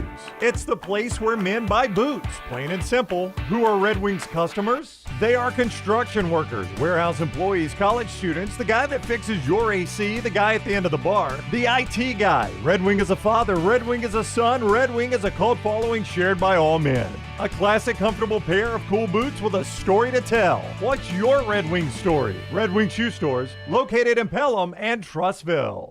Storm season is here. Make sure you have a plan of action in place right now. Greg from Pell City and Storm Restoration Roofing should be your first call when storms hit. Insurance companies love working with Storm Restoration Roofing because of Greg Nelson's name and reputation in the industry. When storms hit, call Greg Nelson. He's local, 205-542-3531. He's the home of the free no-cost roof inspection. Greg from Pell City on Facebook, 205-542-3531. It's Storm Restoration Roofing. NASCAR is returning to Talladega Super Speedway for the 2024 Geico 500 weekend, Saturday, April 20th through Sunday, April 21. Guarantee your 2024 Geico 500 weekend experience today by visiting TalladagaSuperspeedway.com or calling 877-GO-TO-DEGA. Enhance your race weekend by adding passes to the Talladega Garage Experience, presented by Cool Ray. It is the Geico 500 weekend, Saturday, April 20th and Sunday, April 21st. Guarantee your spot now, TalladagaSuperspeedway.com or 877-GO-TO-DEGA. You got to look your best to play your best, and our friends at Bandwagon can help your team find the perfect uniforms for that upcoming season. Bandwagon is with you every step of the way, from developing your team logo design to choosing from their multitude of samples. You name the sport, they can make it happen. To get your uniform journey started, you can shoot them a message on any social media platform or check out their website, bandwagonsports.com. That's bandwagonsports.com. Next round listeners, it's time to jump on the bandwagon. Jim Dunaway, Lance Taylor, Ryan Brown, and Rockstar. Live from the Birmingham Racecourse Casino Studios, the next round, presented by Bud Light, is on now. If only it was Friday and we had our early headline. Oh, my gosh. That would have been a great segment. Might have been the last segment. Would have been a good one. Or if it was Wednesday and we had team names at Odie's. Yeah. Oh, We'll have a good one next Wednesday. And the team names were so bad. I think we had 13 teams, and I made a ruling last night, and Rocky will back this up. Nobody gets surprised. Will's like, what's the team name? And I went through them, and I was like, nobody. And I said, all of you guys need to get more creative. All your team names suck tonight. But they would have been good if we did it tonight. Yeah, absolutely. Part of the show today being brought to you by our friends right there with the Indy Grand Prix of Alabama. The road to the Indy 500 goes through Birmingham again this year out at Barber's, and then we'll talk to Todd Fuhrman about everything going on in sports, including the Masters. April 26th through the 28th is when that Indy 500 road runs through Birmingham. The fastest drivers in the world, Castro Nevis, Dixon, Newgarden, put their skills to the test with one goal in mind, victory. Witness country music superstar Riley Green, the Grand Marshal, give the most iconic command in racing, start your engines. Medical Properties Trust presents the Children's of Alabama Indy Grand Prix, powered by AmFirst, at Barber Motorsports Park. Tickets are selling fast. Get yours now. As we go to Todd Fuhrman, a couple of breaking news stories today. OJ Simpson has passed away at the age of 76. And Kentucky has been told no by Scott Drew. The Baylor coach will remain in Waco after visiting Lexington yesterday. Multiple outlets reporting that now. Todd Fuhrman is with BetTheBoardPodcast.com, at Todd Fuhrman on Twitter, BetTheBoardPodcast.com. What is up, Fuhrman? How are you today? Doing well, gentlemen. Hopefully you guys are holding up as well over there. A little bit of delay this morning for the golf, but good to see the guys out on the course finally. Hey, before we get into Masters, OJ Simpson, I mean, he spent those twilight years in Las Vegas, and it seemed like, you know, the guy was out and about all of the time, and it seems like he had a friend group that was with him. What was the perception of OJ on the streets of Las Vegas? A macabre fascination, for lack of a better term. He lived in a gated community where a lot of folks wanted to try and get close to him and hobnob, so to speak. But you could see him out and about, pictures being taken. Probably not the kind of guy that I would want to get caught anywhere on Las Vegas Boulevard after 1 a.m. With him in my close proximity, though, I will say that much. Let's talk about the Masters, and we'll circle back maybe to your thoughts on the Kentucky coaching job and some future odds. The delay today is going to affect, Fuhrman, the guys that are late early. That's going to be the guys that get the worst draw here, the late early tee times, which does include Tiger Woods, who'll probably have to walk more than 18 holes there in a given day. How does that impact the way you handicap this thing? And I think that was a big reason why you saw a lot of money come in against Tiger in some markets. We know the nostalgia. We know the recreational bettors always hope for a renaissance and a resurgence that Tiger can flirt with yet another green jacket here. But professional bettors look to fade him in a lot of his head-to-head matchups, the most notable coming against Phil Mickelson, hoping that Phil could just make it to the cut and that Tiger, might have the opportunity to, withdraw or something else along those lines. But you've also seen money come in against Tiger for him to make the cut. I know it's something that's never happened during his professional career at Augusta, but at the same time, the possibility that he could have to play 20-plus holes tomorrow, not exactly ideal given the hilly conditions and everything else we know that can take a physical toll. So part of the reason you're seeing money come in against Tiger hasn't really impacted a lot of the other players, though they'll go off a little bit later.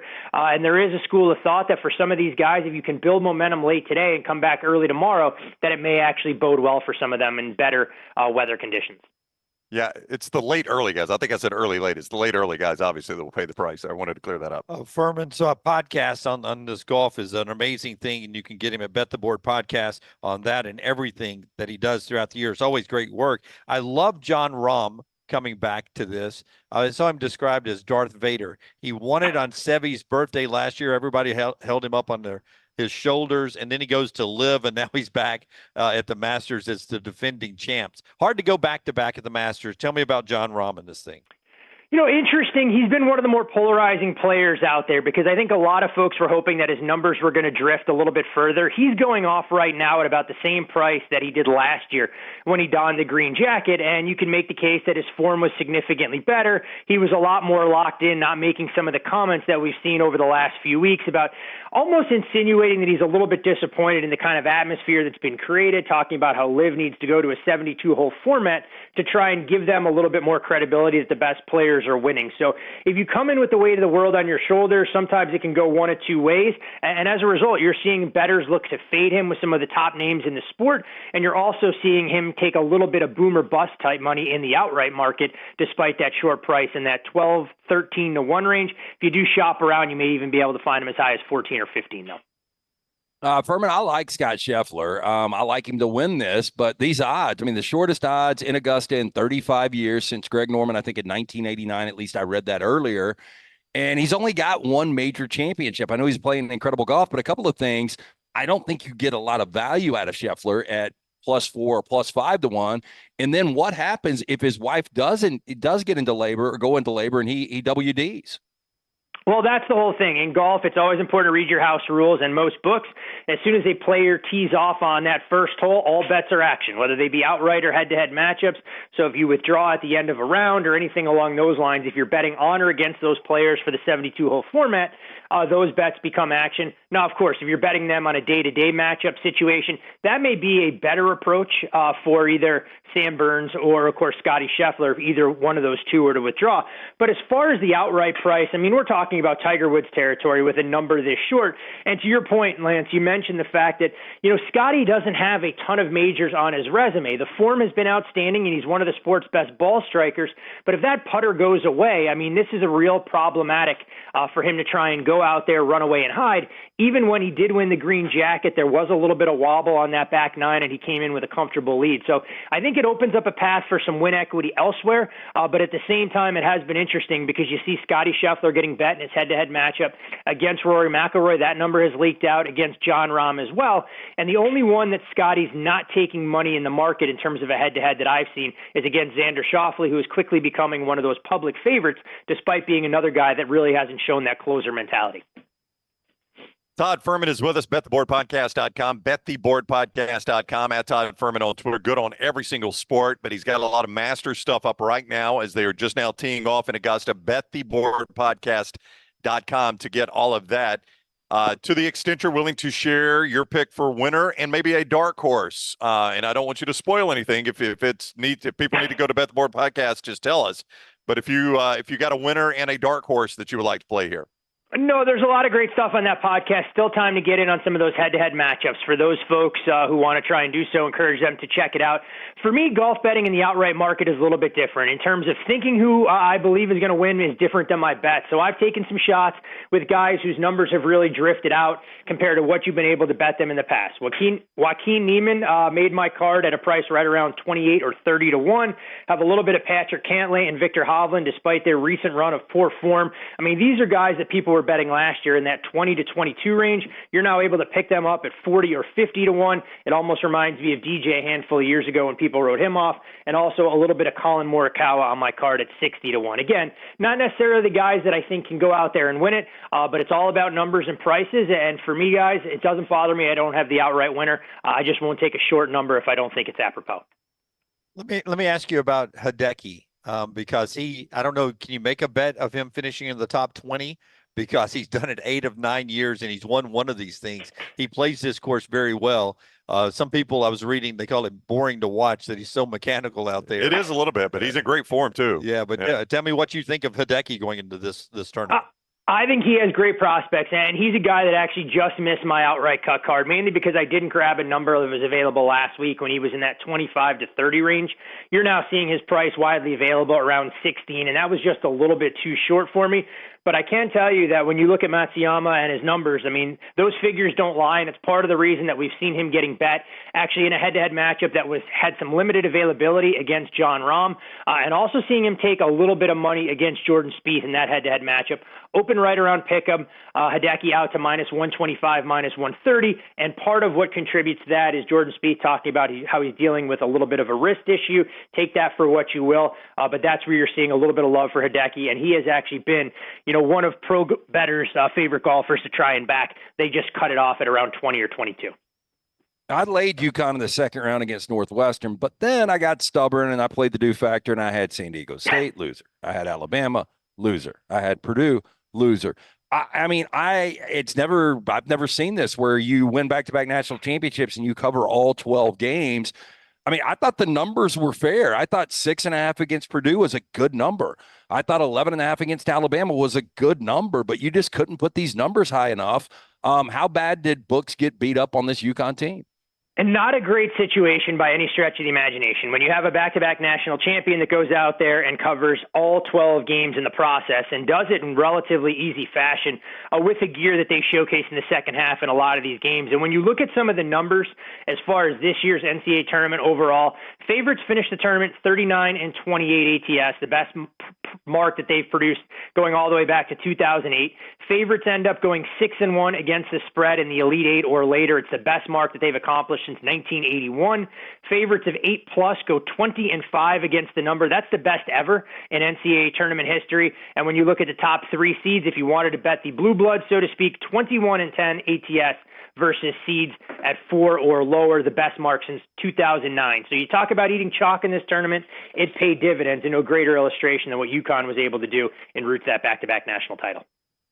Todd Fuhrman, bettheboardpodcast.com. One thing Fuhrman has educated us on, it might make for great tweets and great stories and great talking points, but the Vegas odds when it comes to coaching searches are not very efficient. It doesn't really educate you a whole lot.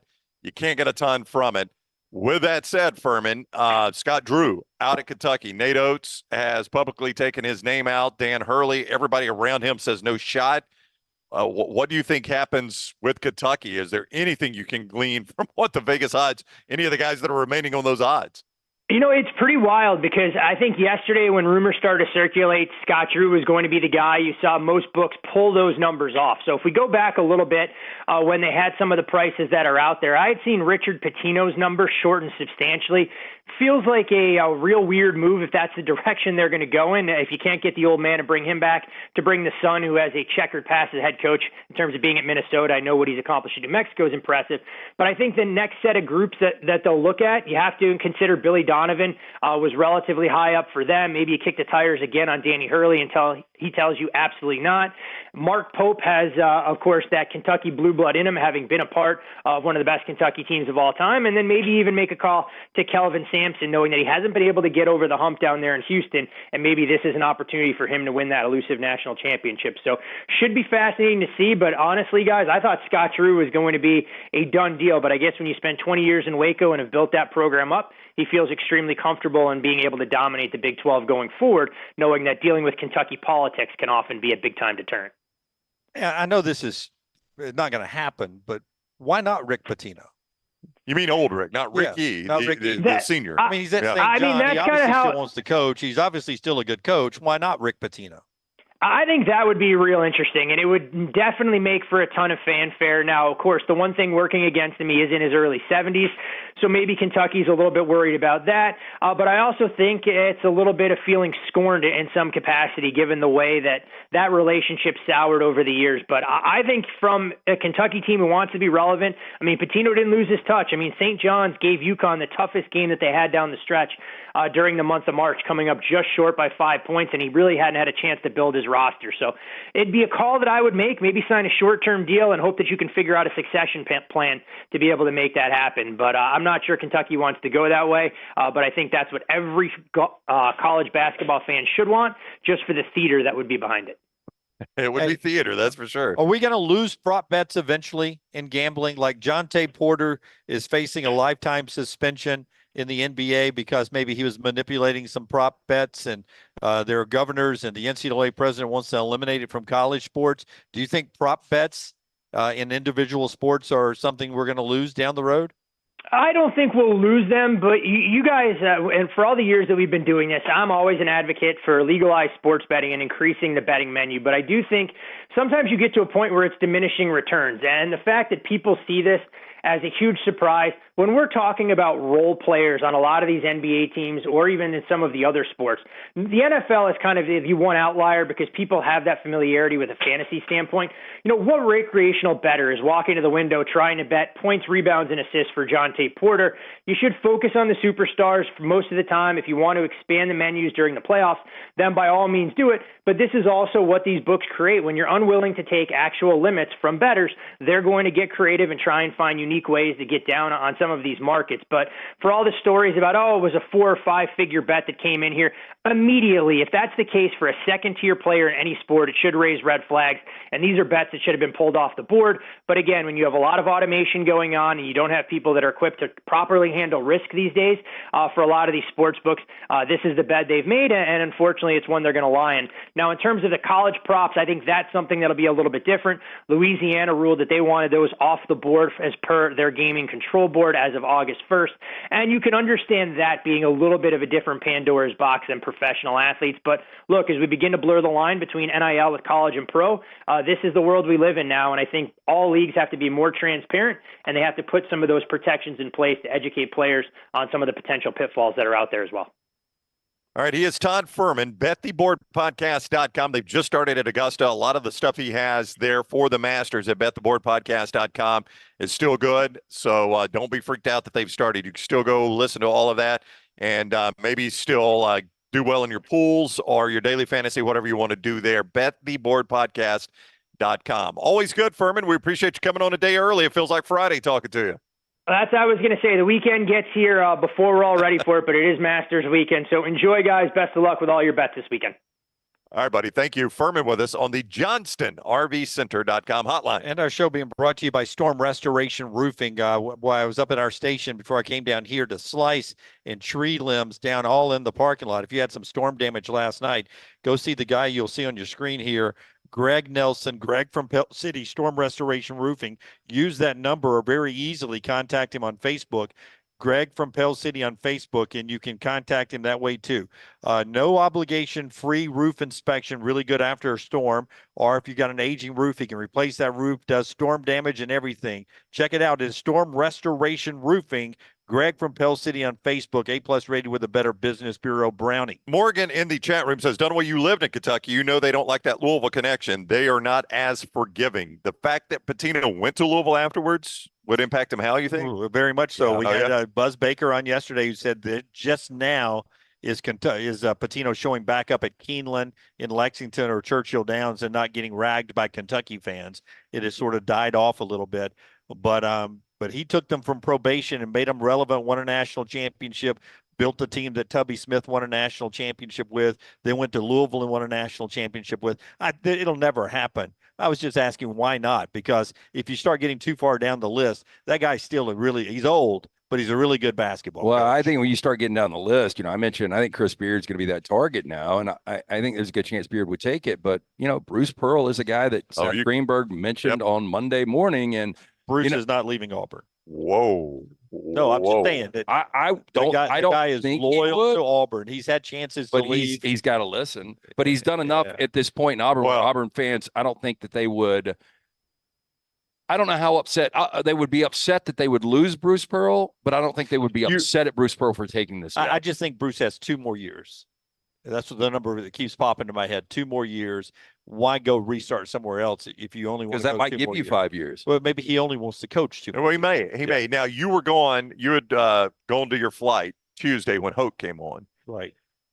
And we referenced that Nate Oates had used whatever leverage, true or imaginary, on the Kentucky job to get whatever he wanted, which appears now to be, as you reported, more NIL, assistants, salary pool for assistants, and also I think Nick Kelly was the one that talked about the practice facility, right? Something that also you got covered in Bama and Bourbon yesterday. Yeah. Yes. Yeah. So you and Aaron talked about that in Bama and Bourbon, what Nate Oates would want there.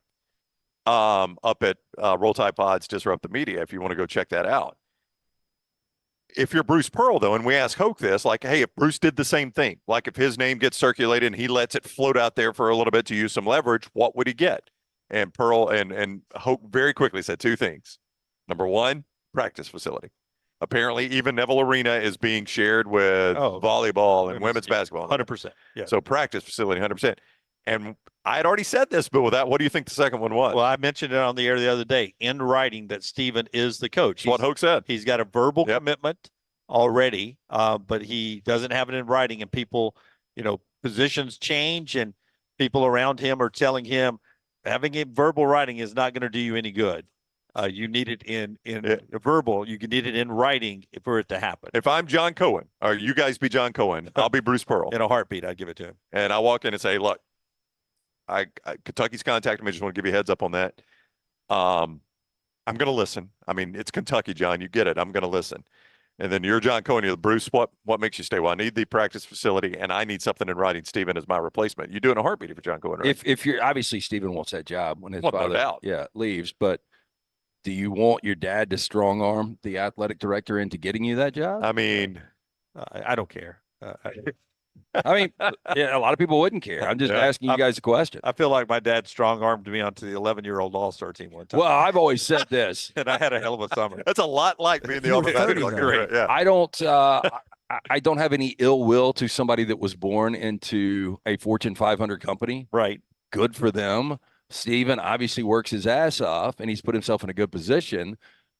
But, I said this a lot. I think Stephen's doing a lot of the heavy lifting. Yeah, I do too. Really do. But I mean, Brown, going back to kind of a similar thing that you say, if Stephen is not Bruce's son, would he get this job? I mean, we don't know that. You don't. I mean, it helps that his last name is Pearl and that Bruce has done what he did. I don't think there's any doubt about that, Lance. But I mean, if I'm John Cohen, I feel like I do it in a heartbeat. I mean, Bruce Pearl is the best coach I've ever had. Bruce, do you fear leaving for Kentucky knowing that your son might never get another opportunity for a job like this? That's the only way that I would leave if I was Bruce, is if Stephen was guaranteed to take over right now, then I would say, okay, if he's guaranteed to take over right now. But I say 2 more years, they give it to Stephen. I'm going to get it in writing. The practice facility, just build a nice walkway from Neville over to the old football practice facility, work that, because they've got a new football practice facility in the building we were in, right? Yeah. Indoor facility. Yeah. Just use the old football practice facility, turn that into a wonderful basketball practice facility, and build a tunnel where they never have to walk outside. Yeah. I mean, over to Neville. That's what, I mean, Hoke said they want a place where the men's team has the key card. I swipe and I go shoot anytime. Anytime I don't have to worry about volleyball being in there. Why not? Why not? Well, I mean, it's what your high-end programs have. If you want to be Kansas, if you want to be North Carolina, if you want to be Duke, if you want to be Kentucky, that's what they have. Yeah. By the way, Kentucky, that's why he was fighting for it. Yeah, Bama's got one. They want a better one now. Right. Yeah. You always want better. You want a better one now. But that's, again. Yeah. That's what I said when I was in late. What do coaches want? More of what? More of everything. Whatever it is. More. Human nature, man. Yeah. They want more. I got one of my algorithms now is backyards. Right. And these backyards are just badass. And I'm like, I wouldn't even be this creative with this backyard. But if I had that kind of money, I would want this backyard now. Now you want it. Yeah. You want more now. Woodhouse will take that edge off of you. When you want more, just go in there. You get that back left shoulder worked on, man. Sitting in your towel and Jimmy D was your masseuse. Yes. All right. Your massage therapist. I think that right hand was working pretty good on that back there. I'm going to put these oils on now. They've got a menu of over 70 options, including body massages, skincare, waxing, nails. Go see Stuart and the guys up there. Voted America's best day spa since 2009. Conveniently located at the Summit Shopping Center. Just stop in, see those guys. Tell them the next round sent you. It's the Woodhouse Day Spa. You promised Taylor, if she survived basketball season with me traveling, and it ended up traveling longer than ever before, that you guys would give her. I don't remember that, but we will. A Woodhouse trip. So I think Dunaway makes a lot of stuff. I think he really does. He counts on the fact that we say so much, we're not always going to remember what we say, Taylor, which is true. Did they say that or not? I think you don't. No, think Taylor said no. Even little T, who would benefit from it, said no. I think they did. All right. We appreciate our friends at Woodhouse. A great place to go by there and just relax into spring and summer. When we come back, Rockstar's got our 4 downs today, and we'll update you on all the developing news. In about an hour, we'll talk Talladega racing with our friends from the Talladega Super Speedway, April 19th through the 21st. That big event's coming up. Remember, you can camp out there for free, from primitive to the best camping, garage experience, everything you want. Go to TalladegaSuperspeedway.com for tickets. 877-GO-TO-DEGA, a wonderful place. Buy those tickets. Also, John Hunter Nemecheck will be here. He's the driver of the 42 car. He'll be rolling in here. Maybe we can stick a next round sticker on that car for the race. Oh, I got one. I got one in my bag. You think he'll do it for us? He may, if he ends up liking us. So that's 50-50 at best. 2 out of 3, I think. Well, why don't you pull out your mybookie.ag app and tell him you're gonna I'm betting on you to win Talladega. You to win the thing. He's got a fighting chance at Talladega. 877-GO-TO-DEGA. We'll do Rockstar's 4 downs when we come back. Call the next round now at 205-734-0923. This hour of The Next Round is presented by the Birmingham Racecourse Casino, now featuring 7 days of giveaways with your chance to win a share of up to $125,000. The more you visit the Birmingham Racecourse Casino, the more chances you have to win. Golf season is here, and if you're looking for a great golf course with affordable rates, you need to check out the newly renovated Woodward Golf Club. Woodward Golf Club is a semi-private club with membership opportunities available, but is also open to the public. You can book tee times online at this hidden gem by going to golfwoodward.com. For only $195 per month, you can enjoy unlimited golf 7 days a week. Membership includes discounted cart fees, unlimited range balls, and the use of our practice facilities. For more information on memberships and the course, check us out online at golfwoodward.com. There is no better place to watch your favorite sporting events and enjoy great food than one of the 3 great Birmingham locations of Walk-Ons. The TVs are everywhere with your favorite sports, and the menu is second to none. From the great appetizers like the waffle cheese fries to the Avery Island salad, handhelds like the all-new chicken bomber, bistro specialties with a special taste of the bayou, the amazing hand-patty burgers, the great po' boys, and the specialty drinks. Visit any of the 3 great Birmingham locations of Walk-Ons: Greystone, Stadium Trace and Hoover, and the brand new location in Trussville. Hang out with The Next Round on the go. Whether you're driving to work, running errands, sitting on the beach, or you just need a break from the real world, we can keep you company. Check out The Next Round, Mystery Fifth Hour, and our other shows on your favorite podcast app. We'll meet you there. Hey, for all of your IT and printing needs, reach out to our friends at Xerox Business Solutions. Look, I'm still one of those old school guys. I print my notes every single day for the show. If you watch the show here on The Next Round, you see all the notes in front of me. From day one, Xerox Business Solutions, they've been with us here at The Next Round. Local for over 45 years. For all of your IT and printing needs, visit XeroxBusinessSolutions.com or call 205-969-3000. That's 205-969-3000. NASCAR is returning to Talladega Super Speedway for the 2024 Geico 500 weekend, Saturday, April 20th through Sunday, April 21. Guarantee your 2024 Geico 500 weekend experience today by visiting TalladagaSuperspeedway.com or calling 877-GO-TO-DEGA. Enhance your race weekend by adding passes to the Talladega Garage Experience, presented by Coolray. It is the Geico 500 weekend, Saturday, April 20th and Sunday, April 21st. Guarantee your spot now, TalladagaSuperspeedway.com or 877-GO-TO-DEGA. Hey, you. Days warming up, looking like spring. And at New Balance Birmingham, we've got the thing. What pops and what's fresh? Check the selects. Come together at New Balance Birmingham on Highway 280, right next to Chick-fil-A. New Balance Birmingham, we got now.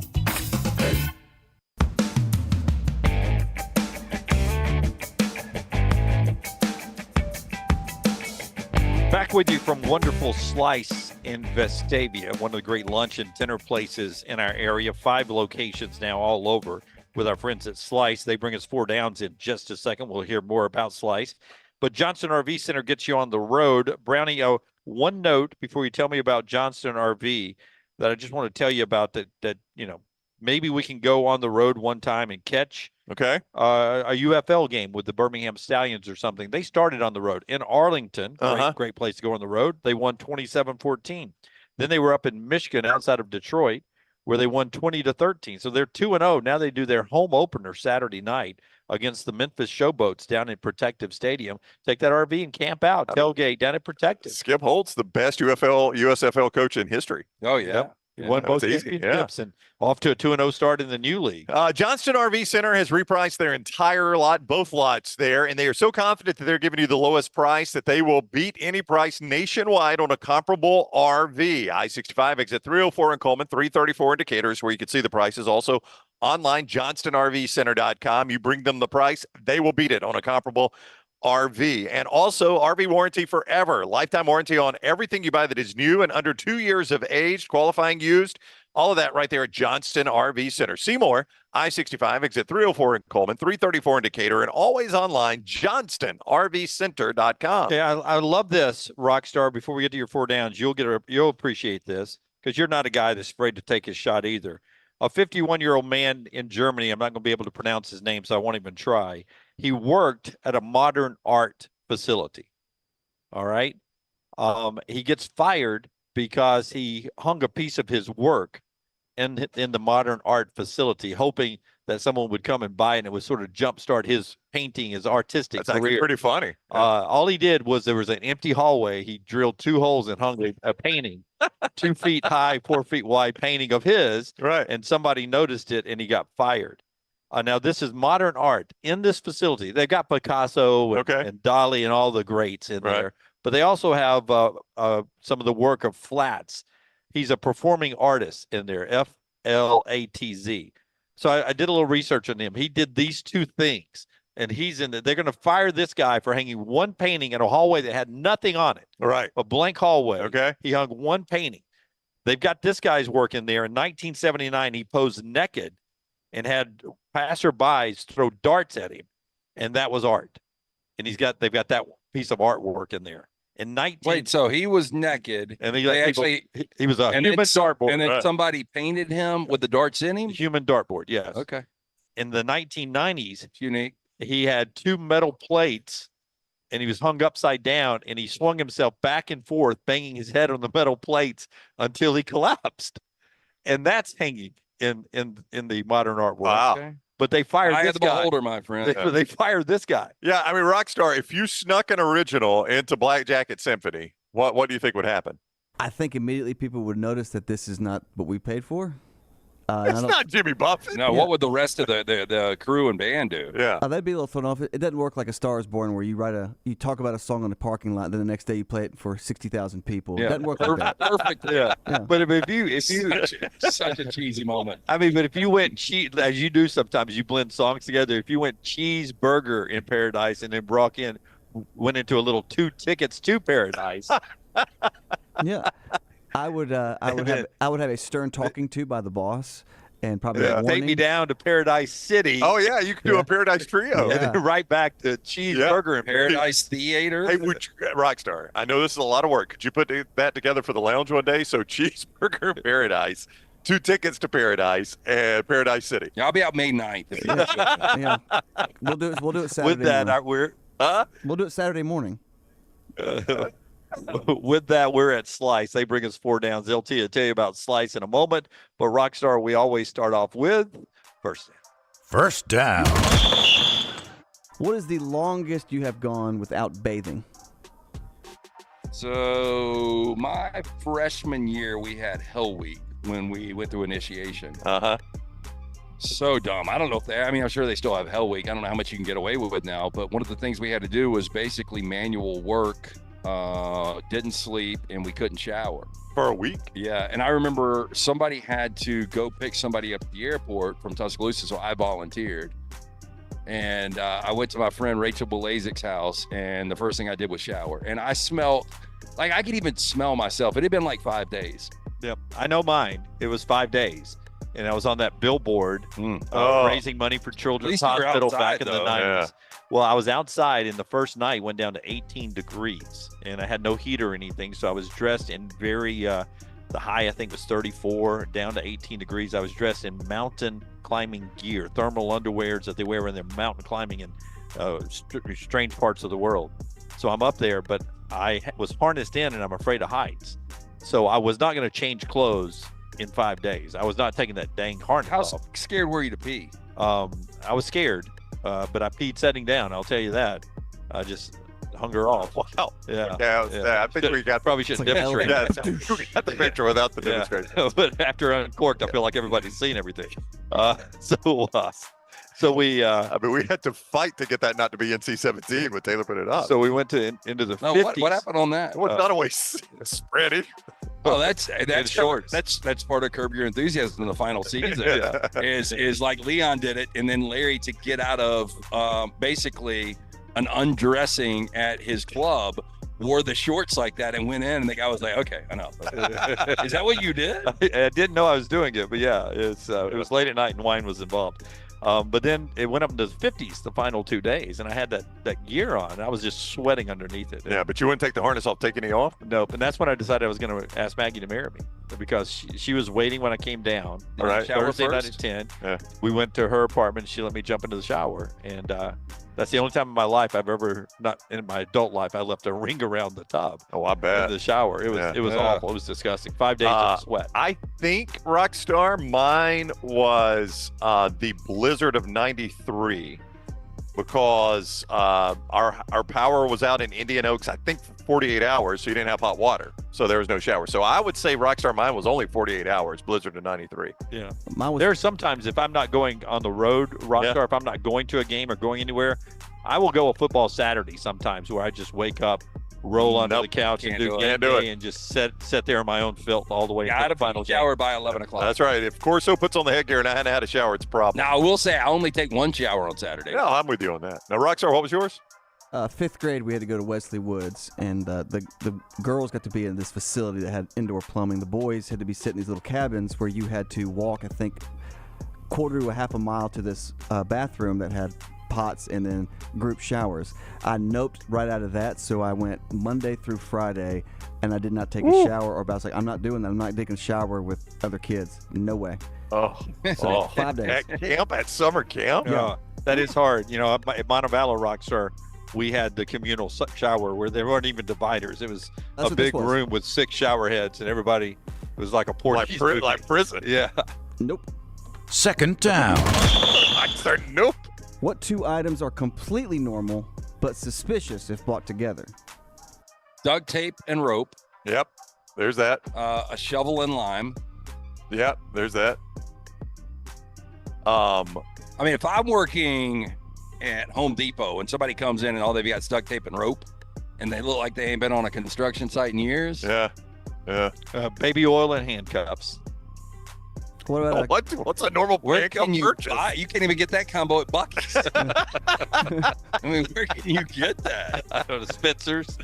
Yeah. Viagra and I mean, X-Lax. this is, what's that, Rockstar? Viagra and X-Lax. Wow, Rockstar. Dear A heavens. condom and a pregnancy test. Ain't the picture.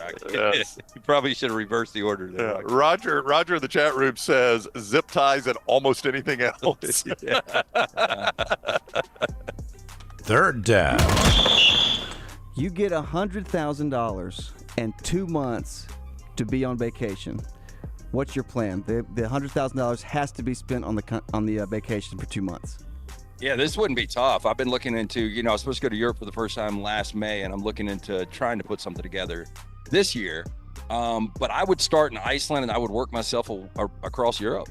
And I don't think it would be a problem to spend that money. I think you'd go through that in 2 months. Yeah. 100 G's. And I think 2 months would be incredible to be over there. Yeah, and especially if you weren't worried about what you were spending. Yeah. If you had to spend it. Yeah, I mean, some people could just go, go to the Caribbean. You could find a way to spend that money. Get a captain for the day. Yeah.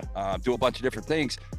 I just think you would get so fat and happy just sitting on one island for that long. It'd be fun, right? But I would rather be going to see a bunch of different things I've never seen. Well, yeah, you're right. I mean, not that every beach is the same, because I believe our beaches are the best down on the Gulf Coast.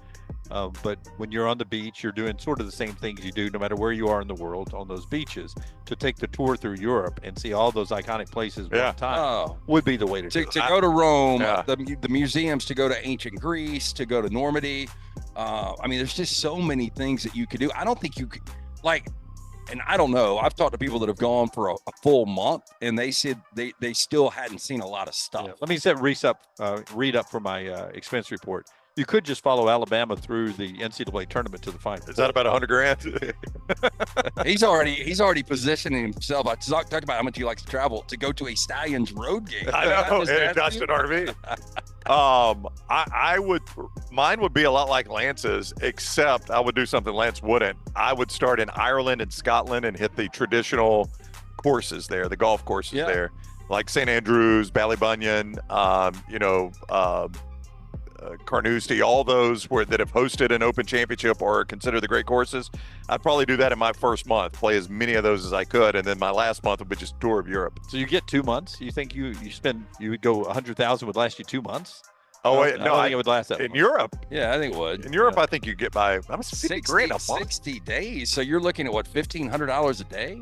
And Europe's not that expensive. I mean, you can find a way to do it expensive. No, I think you'd spend the whole $100,000, but I don't think you'd run out. I think you would live large. But I would definitely do Europe. That's what I would want to do. Yeah. Fourth down. What dessert do you pass on nearly 100% of the time when it's offered? Cheesecake, and I know it puts me in a huge minority. I do not like cheesecake, Rockstar. You get this, Rockstar. It's a texture thing for me. The texture of cheesecake bothers me. It's a texture thing, but it's super rich. Like, it is super rich.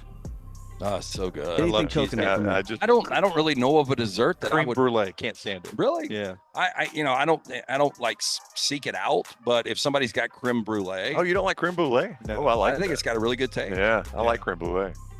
Don't really It's hard love to say. Don't really love that crunchy top, and then it gets to the creamy bottom. Oh, see, I like that. Now, I'll take a pain in the ass dessert, but it's not like you can, and as I say this, they've got a calzone here. The s'mores. Yeah. Now, the s'mores calzone's easy because you can work it with a fork and knife. Yeah.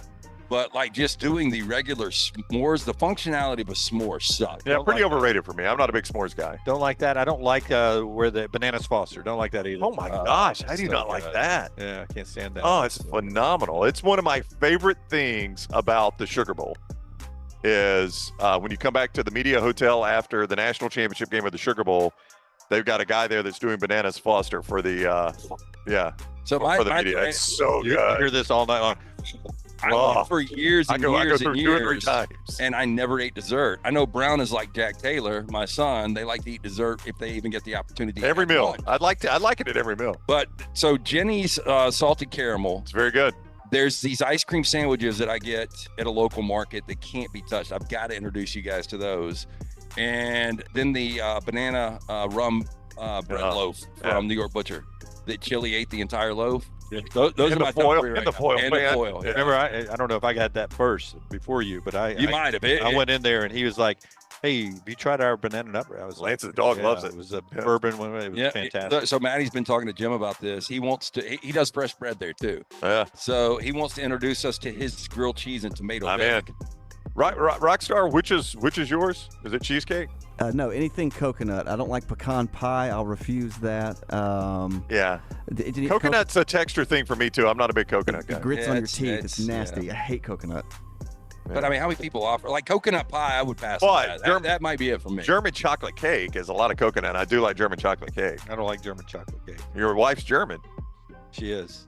She doesn't like coconut either. Does she like Wiener Schnitzel? Can she speak any German? That is the worst language. Yeah, because you can say anything you want and you sound pissed off when you speak German. You sound like you're about to start a war. You really do. Well, there's a history. I started the true crime series a couple of weeks ago on Netflix, and it's about the Berlin killer, like nightlife. And I waited about 10 minutes into it because I couldn't do the German accents. Yeah.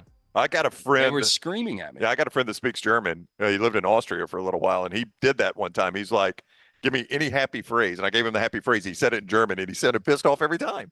It's the most pissed off language there is. Yes. Yeah. Sadly, I can't make her speak German. Yeah, you can. I would be in Berlin and Munich if I was on that $100,000. You can do your fingertips on her shoulders like this, and then she'll just say, 9! 9. She loves that number. Picture that in my head, Rockstar. That's was 4 that downs. 4? That was 4. That was all of them. Okay, so Slice brings you 4 downs every single day. We are actually at the Vestavia location of Slice. You know lunch is here. I mean, Slice has got one of those unique smells when you walk in. It's just that local pizza, local ingredients. You love the soul pie. Yes, sir. Give us some of the toppings on the soul pie. One of the most unique pizzas you'll ever see. Kaneka sausage, black-eyed peas, turnip greens, and red onions. I say no red onions. I'm not a big onion guy, but the rest of that, phenomenal. And the hot pepper sauce that you put on turnip greens, put it on that pizza. Woo, Hot so Mama, good. what do you like on there? I like Hot Mama with a little extra of the Hot Mama sauce on the side, the Mike's Honey. Yeah, Mike's Hot Honey. I think the Hot Mama's got one of the best taste here, but it's a little too hot for me. I can handle 1 slice. Yep. But if you like a little heat, man, you're going to love it. But anyway, local pizza, local ingredients, Jeff Pajaya. The late Jeff Pajaya created this concept. I didn't know what to envision when he told me, I'm going to open this pizza spot in Lakeview. I thought it was going to be one little shack where they do late night pizza. It has turned into an incredible, iconic brand. 5 locations now. Local pizza, local ingredients. For more information, slicebirmingham.com. And tell us about the golf cart, Brownie. Give all the golfers who are waiting for the Masters to get up to the normal television viewing window in a little bit. Something to think about this spring and summer. Nextround.store is where you go to get it. Nextround.store for great courses on our card this year. Woodward, the newly renovated historic Woodward Golf Club. Also, Limestone Springs, Cross Creek, and The Meadows. It's presented by Urology Centers of Alabama. It's $247 value you get for $99 right now at nextround.store, or $119 to get you the exclusive golf T-shirt from the Next Round, tees, koozie, sticker, all right there at nextround.store. 18 holes and cart at all those courses. There are no restrictions. It is good through October 2024, so it's great for this summer. Nextround.store, limited amount. So get them now. Nextround.store. That is nextround.store. Back in a moment. Stay with us. Everything Alabama, all the time. Subscribe and set alerts at Roll Tide Pods on YouTube and wherever you get your podcasts. You could win a Cadillac CT5 or your share of $25,000 in free play and cash at Birmingham Racecourse Casino. The more you visit, the more chances you have to win. Play the latest, most exciting games around with fun bonuses and big jackpots. You can be a winner too. Come win your share during the Cadillac CT5 and $25,000 giveaway at Birmingham Racecourse Casino. Drawings April 5th and 6th. Located off I-459, exit 31, Derby Parkway. Must be 21 or older, must be present to win. Hey, there's nothing worse than waking up to a plumbing problem. Don't get caught in a flooded house. Call the guys at Hemp Hill Services. Adam, Chad, and the team at Hemp Hill are the only ones I trust to fix it and fix it right the first time. Hemp Hill Services does it right and always at a fair price. For all of your plumbing, cooling, and heating needs, trust the name that Birmingham has trusted since 1954. That is Hemp Hill Services. Call now, 205-229-2090. That's 205-229-2090. Hey, you. Days warming up. Looking like spring. And at New Balance Birmingham, we've got the thing. What pops and what's fresh? Check the selects. Come together at New Balance Birmingham on Highway 280, right next to Chick-fil-A. New Balance Birmingham, we got now. Stop by the New York Butcher Shop and pick up the finest in certified Angus prime beef steaks and burgers, premium pork chops, ribs, and all-natural chicken cut to order just for you. Their chef-prepared entrees and side dishes are the perfect dinner-to-go choice for your family and are ready to heat at home. With a great selection of fine wines and desserts, the New York Butcher Shop is your one-stop dinner shop. 2 locations to serve you, Cahaba Heights and on Highway 119 in Greystone. The New York Butcher Shop, rare quality, well-done service. The road to the Indy 500 runs through Birmingham, April 26th through 28th. The fastest IndyCar drivers in the world, Castroneves, Dixon, and Newgarden, will put their skills to the test with one goal in mind: victory. Witness country music superstar Riley Green as Grand Marshal give the most iconic command in racing. Start your engine! Medical Properties Trust presents the Children's of Alabama Indy Grand Prix, powered by AmFirst, at the Barber Motorsports Park. Tickets are selling fast. Get yours now. Fire damage to your home or business is something you never want to consider. Ryan Brown here from the Next Round. But in the horrible event it happens, Dry Tech is here to help. They respond quickly and will reply to you within 20 minutes when you call 205-637-0143. They're working for you, the customer, not the insurance company. They've got 5 crews ready to go 24/7. Don't call the insurance company first. Call Dry Tech. Just remember this website, mydrytech.com. That is mydrytech.com.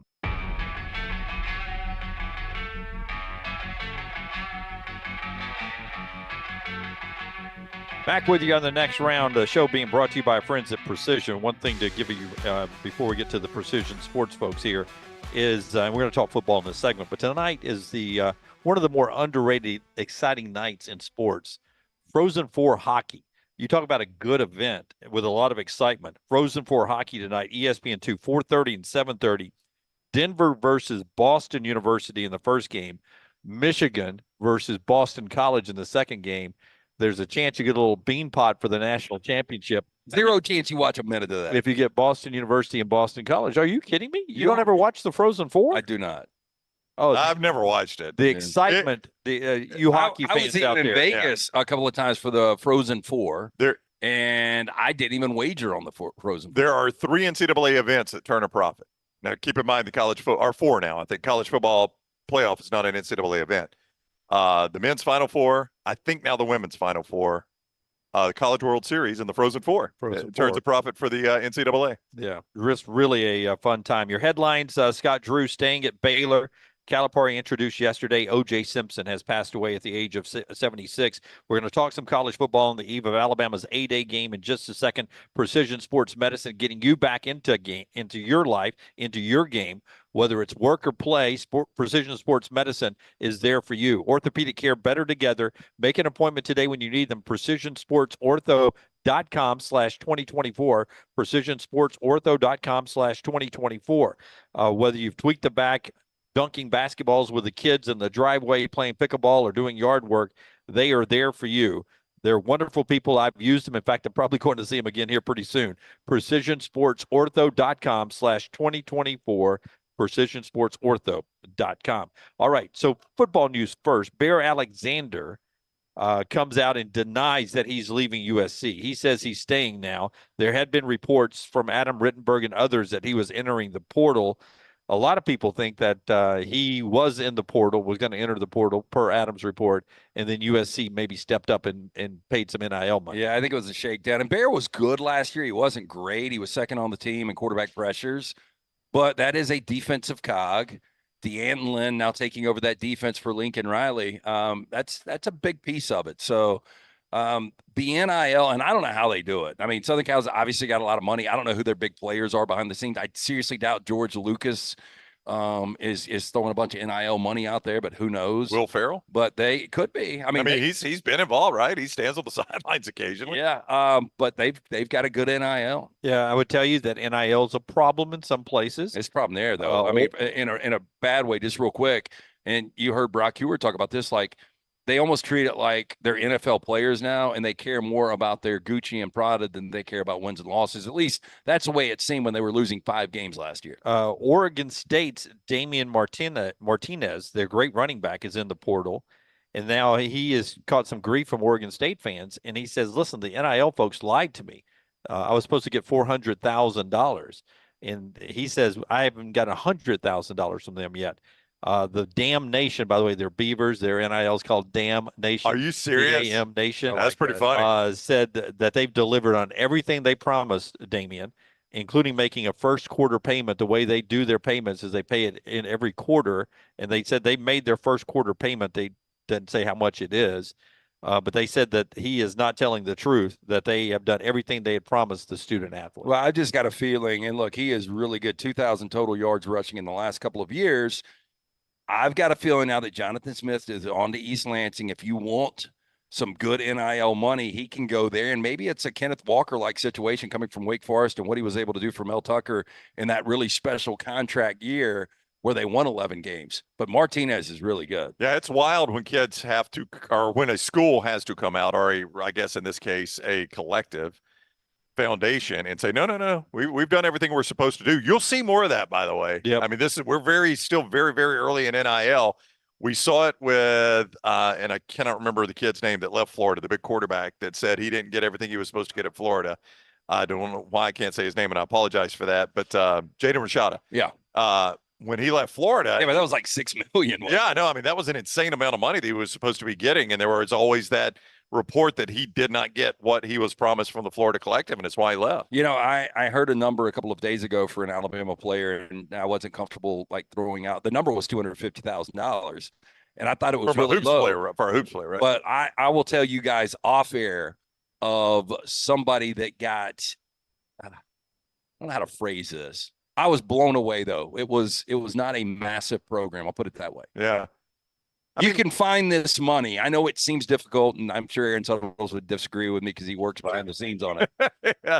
I think I'd be pretty good at raising capital for a collective. I mean, it was the first thing Greg Byrne tweeted after Nate Oates made his statement was, "We're happy to keep Coach Oates. Here's how you donate to Yay Alabama." Yeah. I mean, But imagine you're a booster, LT, and you're already having to feed that NIL thing for football and basketball, and then all of a sudden, we'll use Nate Oates as an example. You're getting a phone call, maybe from Nate, maybe from Greg, maybe from another booster saying, hey, Kentucky's coming after Nate. They're kicking the tires. He wants $1 million more or whatever many more NIL dollars. And you're like, dude, I'm already giving you a check every year for basketball for $500,000. I'm giving $1 million for football. But here's the way I would phrase it. Like, and that NIL money's not tax deductible. I get it, but you've had your most fulfilling year as a Alabama basketball fan ever.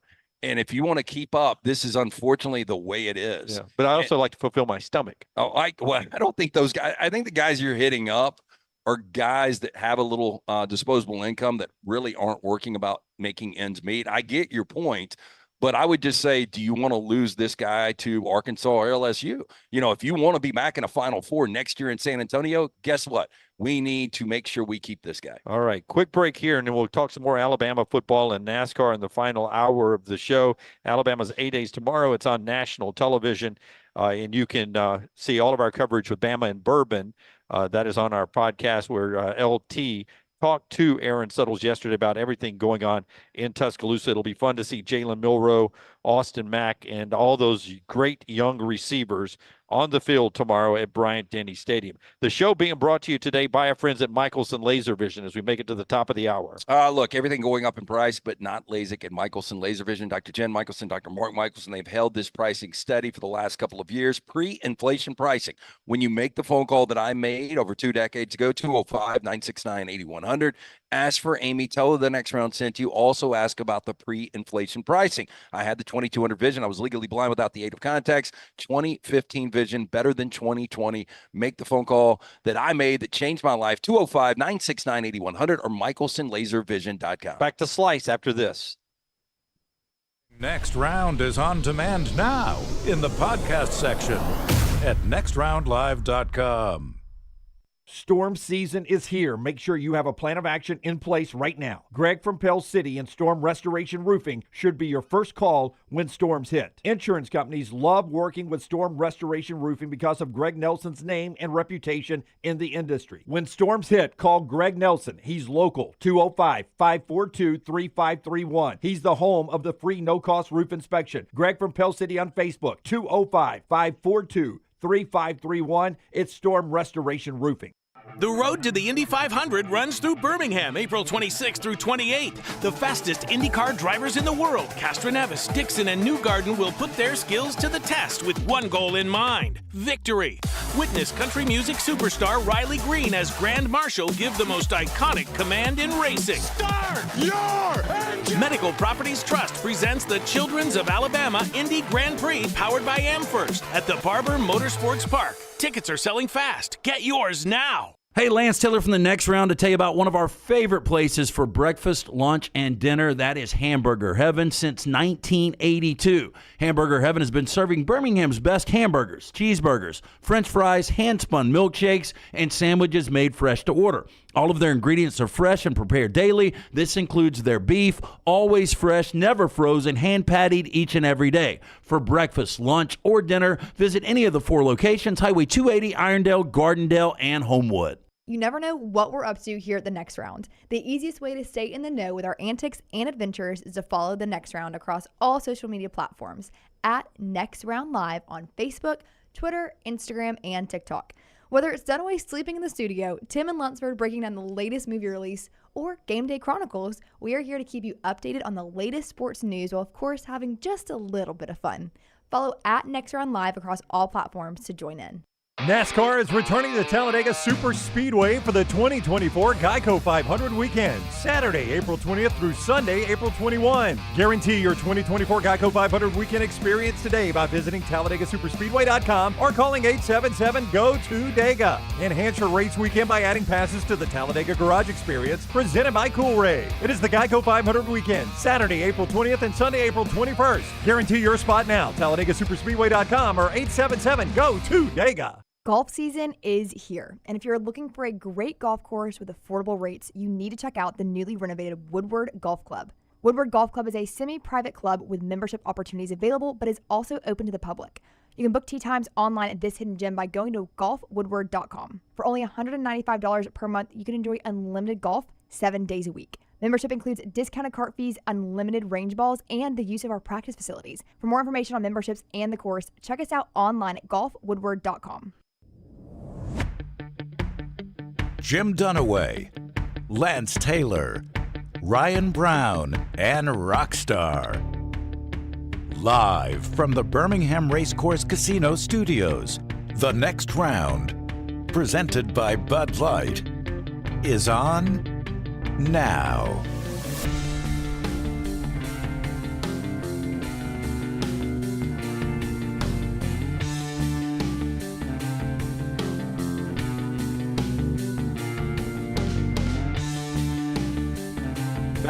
Back with you here at Slice as we get going. Final hour. We'll be talking to the fine folks from the Talladega Super Speedway coming up in this hour in a little bit as we get ready for racing at Talladega, April the 19th through the 21st, the fastest track in the world, and the great NASCAR drivers coming back. 2 races on Saturday, 1 on Sunday, the Geico 500. And your Sunday ticket gets you into the concert with Walker Hayes Saturday night. All the great camping from primitive all the way to the high-end RV camping. You can get everything at Talladega. Great people watching, and I always encourage you to upgrade your tickets. You already got tickets, or if you need tickets, TalladegaSuperspeedway.com, and look to upgrade like for that garage experience, which is second to none in racing. Our friends right there with TalladegaSuperspeedway.com, TalladegaSuperspeedway.com.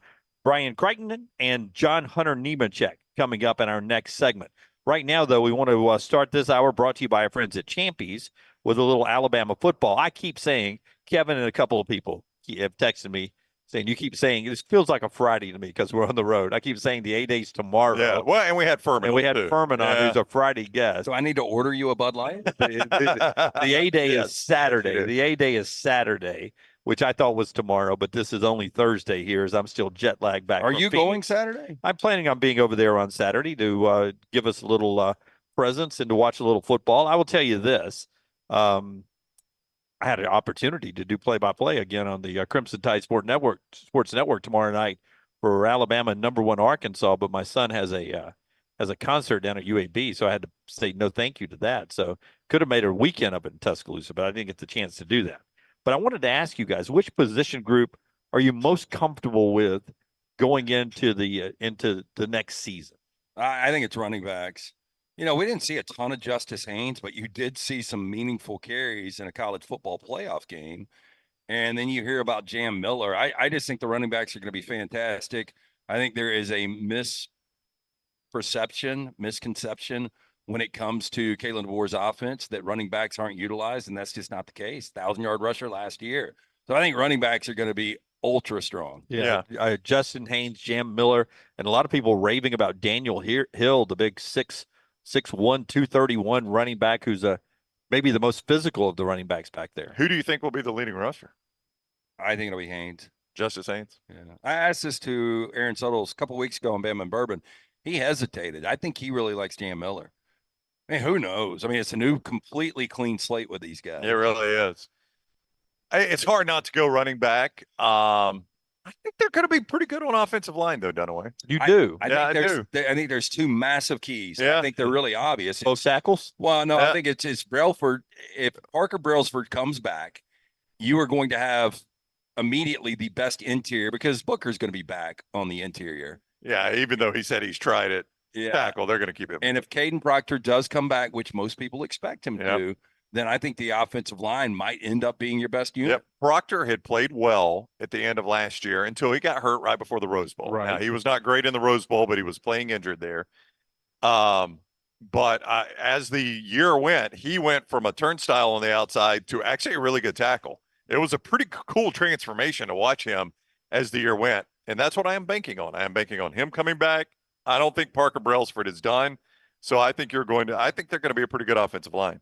Yeah, I'm excited about the receivers. I know that will be one of the question marks for people, but Kobe Prentice, who had a really good freshman year, only 18 catches last year. Kendrick Law, who sort of, I saw him described by one publication as a linebacker with Olympic-like speed playing at wide receiver. And I'll continue as long as we say this and as long as the guy's productive. I'll give Aaron Suttles credit. He's the first person that made this comparison, and I think it could be fair, but I need to see more. We just didn't see enough touches.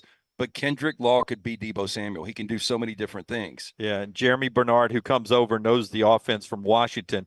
And then the young guys, Caleb Odom, who enrolled and was in bowl practice, was a 5-star tight end, has worked his way maybe into a receiver position with this coaching staff. And then Ryan Williams, who is the all everything. That could end up being a better than expected group when we get to the start of the season. Yeah, well, it needs to be. Again, there's correlation between Alabama winning championships and having elite receivers. I don't know if we're going to get an elite receiver in that room. We'll see. Tell you another thing I'm interested in.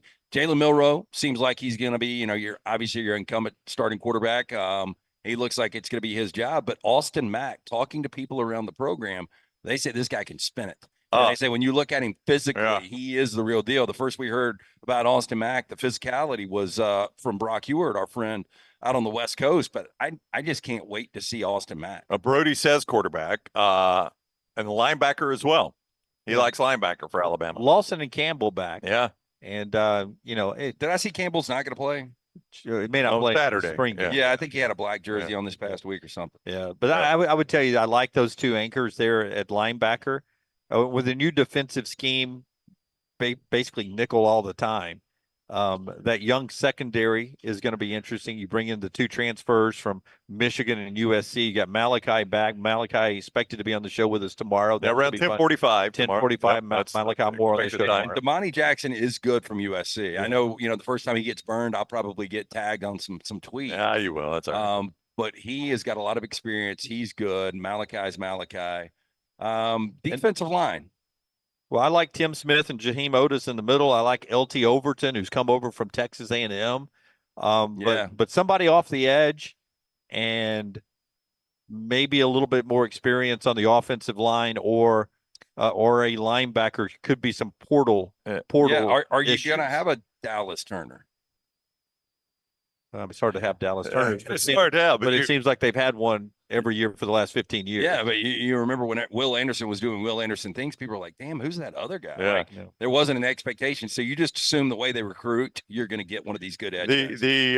One of the questions, Bob Sacramento, and you hadn't had to ask this in a while, by the way, who's going to be our kicker? Well, funny you should ask, Brent. Yeah, you hadn't had to ask it in a while. Yeah, you haven't, but Connor Talty, redshirted last year from Chicago. That's right. One of the more highly recruited kickers in the country. Can kick in the elements if he's from Chicago. I guess he can, but he was waiting his turns. And now obviously you're going to miss Will Reichard. Sure, yeah, all-time leading scorer. But Talty is supposed to be really, really good and was highly sought after as a kicker and learned under Reichard last year, did some kickoff duties. And then you got James Burnett back punting, and I saw this. Half his punts were 50-plus yards last year, and I think that went really underreported by me.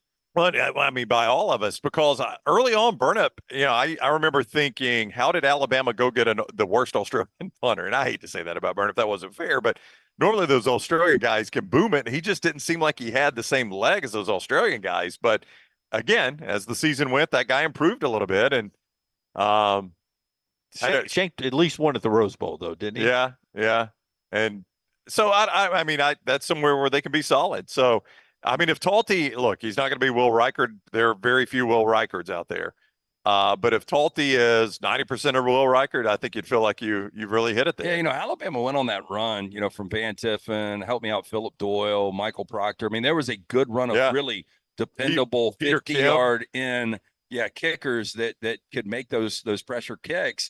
And before Reichard, I mean, it was a disaster. That was really the only – you didn't have – back then, you didn't have necessarily elite quarterback play. You had really good quarterback play, but you didn't have the weakness on these Alabama teams under Nick Saban was a kicker. After Doyle and Proctor, Stallings really struggled with it. And it seemed like Alabama wandered in the wilderness for quite a while at place kicker.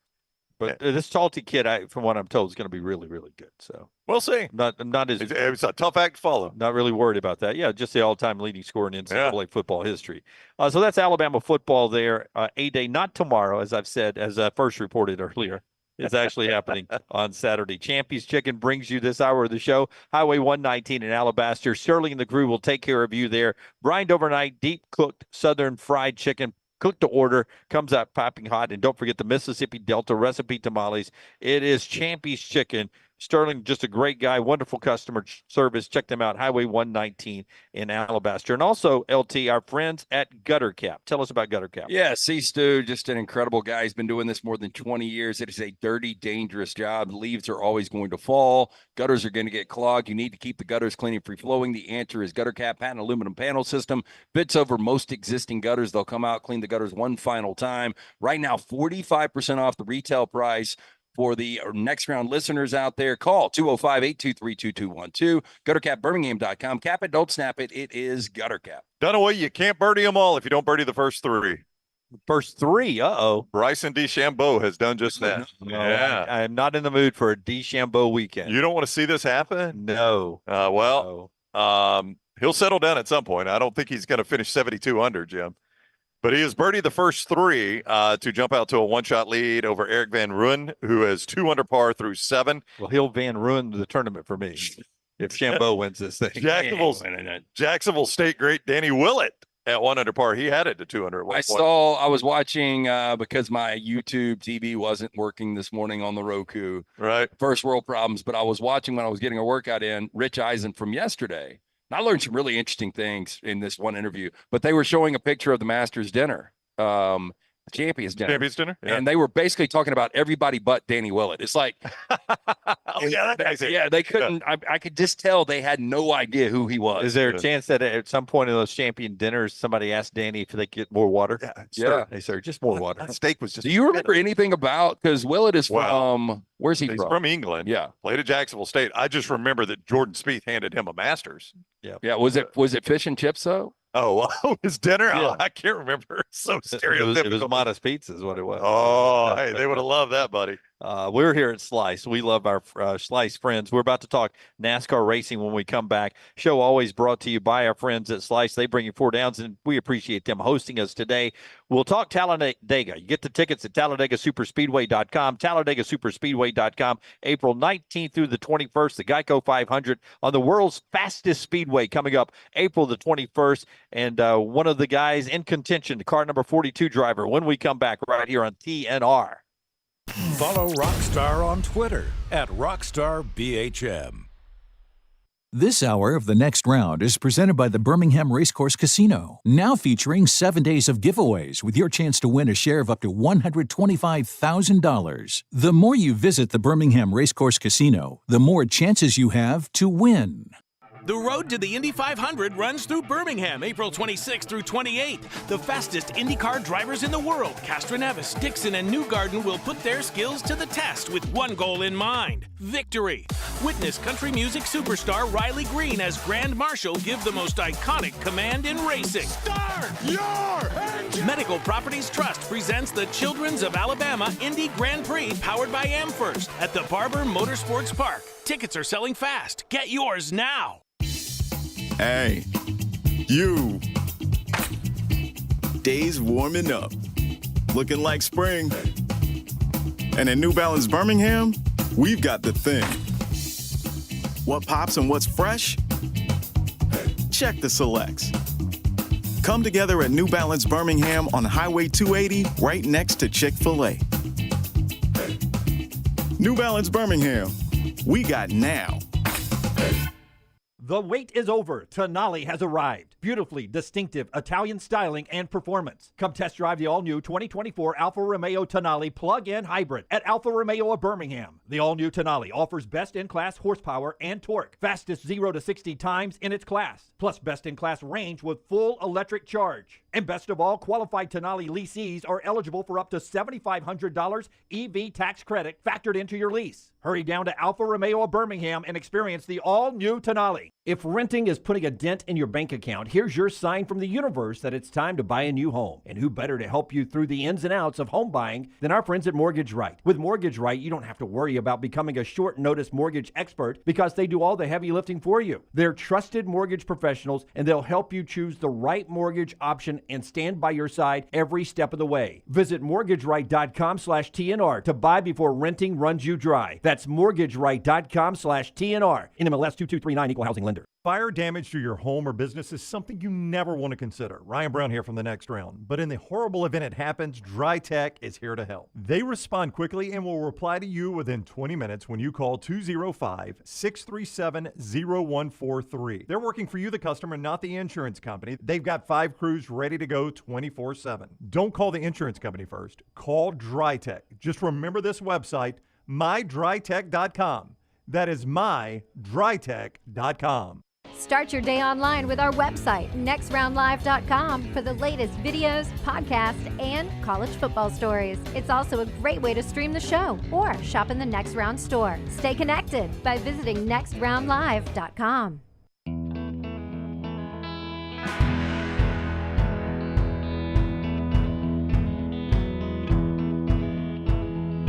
Back with you on The Next Round, live from wonderful Slice location in Vestavia. We're getting ready for racing later this month, April 19th through the 21st, over at the world's fastest speedway.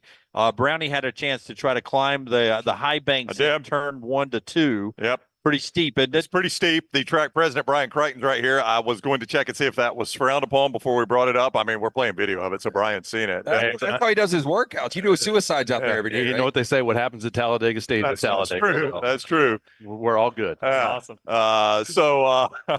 Thank you. So I'm glad it was all right. Yeah. John Hunter Nemecheck with us, the 42 car. Brian Crichton, the president of Talladega. Have you ever climbed the banks at Talladega like I did? I have a Yeah. couple times. Oh, really? On your, not in a car, but actually. On my feet. Yeah. I have in a race car as well. Well, I'm aware of that. Yeah. Are you sure? That's 100%. But when you get to the top and you turn around, it's intimidating. It's a little steep. Yeah. I had to crab crawl, like on my hands and my crab crawl down. That's the only way I was confident I could get Do back you down. have video of that? We do have video of that. Awesome. Yeah, we'll show you that. They may be showing it. We'll show it. Not as exciting as you think. Yeah. But here's the problem. Like, if you fall and start rolling, you are not going to stop. No. No. That's fastest way down, right? It is the fastest way, probably the most painful. Yeah. So I was not going to fall and roll down. I had to crab crawl down. So you grew up watching, guys run this track, and your first time out there. Was it more than you imagined? It was definitely different. For us, when you look at it, you would think that it's one of the easiest places to go to, right? You hold it wide open and you try and hold a steady steering wheel. When I first came here, I white knuckled the steering wheel and I looked like a snake going down the straightaway. I was all over the place, right? So settling in for the first time, kind of relaxing, just trying to let the car go straight and trying not to handle it was a big key to that. But definitely way more intense than I thought it was. Now I'm old enough. I went to 13 straight Daytona 500s back in the day, so I'm familiar with the Nemecheck name and got to interview Joe a lot back in those garage days, both there at Daytona and Talladega. When did you decide you wanted to be a driver?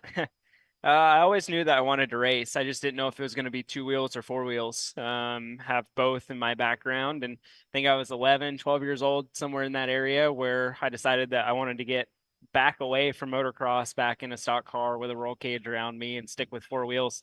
Was there one incident that you said, okay, I want some body around me? Most of it was just tired of wrecking, tired of getting hurt. The fountains in Vegas? No, I didn't do that. I didn't do that. But it definitely takes a toll on your body. And I was okay at motocross. We won some races, but I was way better in a stock car. So that kind of chose my path. Brian's a promoter at heart. Brian, could we set up like a jump for John Hunter in the infield? Absolutely. Let's do it. Yeah, we had one that was set up. It must have been about 5, 6, 7 years ago. And during practice, he overshot the landing ramp and landed flat. That's not good. Busted his ankle. We had to pack everything up pretty quickly. Yeah. Just don't do that. Just on the fly. Dunaway lost our bracket challenge. Would you jump a couple of cars on a motorcycle? No. My challenge is not that intimidating. I just got to hit a 3-point shot in 5 different Division I arenas. They keep throwing these chances of me getting hurt. I'm not getting hurt shooting 3-pointers. So I got an idea for driver introductions. So now you sail in over the turn 1 fence, land the motorcycle on the apron there, and just ride on in. It sounds like a good idea. We can chat. Okay. We need a ring of fire too. Yes, we do. John Hunter's doing what we do. We always say, let's talk about that off the air. Yeah.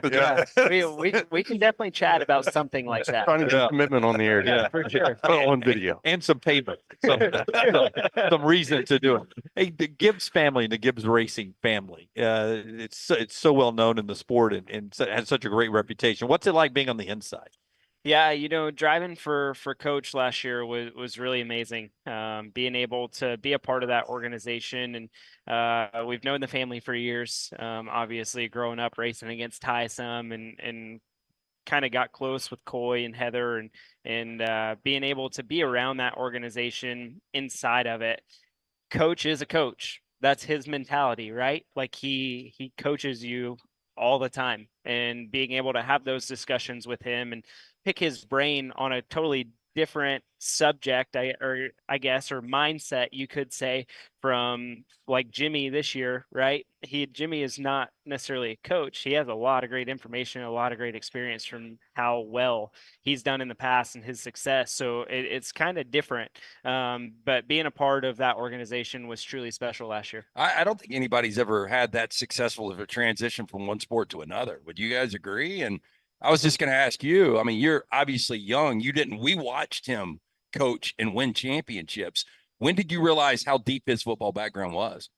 The first time I sat down with him, we started chatting just about life and football and kids, and kind of what he's done in his past. And one of his lines is he's seen it all, right? He's had to deal with a lot, and a lot of adversity through his lifetime and different things of that sort. And being able to pick his brain and understand how he gets through those moments, and how he handles certain situations with teammates, team guys, employees, kind of everyone under the sun. It was really great to kind of see the atmosphere that he's able to build at Joe Gibbs Racing. We were talking about the OJ Simpson death earlier and where we were when we were watching that chase. I remember where I was when Lawrence Taylor hit Joe Theismann on that Monday night. And I wonder, does he ever bring up, because you talk about adversity, and, that was one of those moments you had a franchise quarterback that never played again, and Jay Schrader came in afterwards and played pretty good. But does he ever bring up that moment? We were actually in a chapel service Easter Sunday at Richmond Raceway, and he gave gave the sermon, and he compared how life and God and football are all combined. Like that was his mentality, and one of the instances was brought up from that. Wow, that's pretty very true in this state. Life, God, and football often get combined in this state as well. Not necessarily in that order. Like I think sometimes God is third. Oh no! Yeah. Come on now. Talladega. I didn't think I'm wrong. Brian lives here. Brian, back me up. Football's pretty big here. Racing is pretty big here. Yeah, that's right. Yeah. God is also pretty big here. So. TalladagaSuperspeedway.com. TalladagaSuperspeedway.com. 877 go to Dega to get your tickets in. If you've already got tickets, that's also the place to go to get the ticket upgrade to the Big Bill's garage there, where you sit in the garage stalls and watch the best mechanics and the best crews and the best drivers work in their cars and get ready for race day.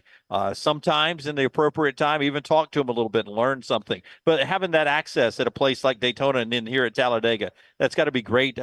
First from a driver perspective, and then from a track operator perspective. But for you to have that interaction, the fans that close, it would drive me crazy to have people this close when they're working, when I'm working. What about you? Yeah, no, it's truly amazing. Within the sport of NASCAR, we're one of the most accessible sports that you can really be a part of from a fan. From being able to have VIP passes and it's Big Bill's Garage. Talladega Garage Experience. Yep. Presented by Cool Ray. Presented by Cool Ray. There you go. So being able to have those passes and be up close and personal with our crew chiefs, with our crew guys, with myself, drivers, different things of that sort. I mean, you guys have access to us until we strap in the race car and start turning laps. In any other sporting event, man, you go sit in the stands and you don't have any of that experience. Yeah, so, that's right. I think it's truly remarkable and neat. Yeah, unique for your track. I mean, you don't find this anywhere. No, No. it is, and it's an amazing. I mean, it immerses you right into the sport. As I mentioned, open air garages, fans walk in one side, the race cars roll into the other side. The drivers and the crew chiefs are there, so you see them. A lot of times, those drivers, crew chiefs will walk up to the fence, talk to them. We also have Victory Lane that's right there in it too, so you get to be around the Victory Lane. We got a game zone, a kids zone. One of my favorite things is value price concessions. So $2 bottles of water, $2 Coke products, $2 hot dogs. So it's really family affordable, and that's what we wanted to do. We wanted to create that next fan.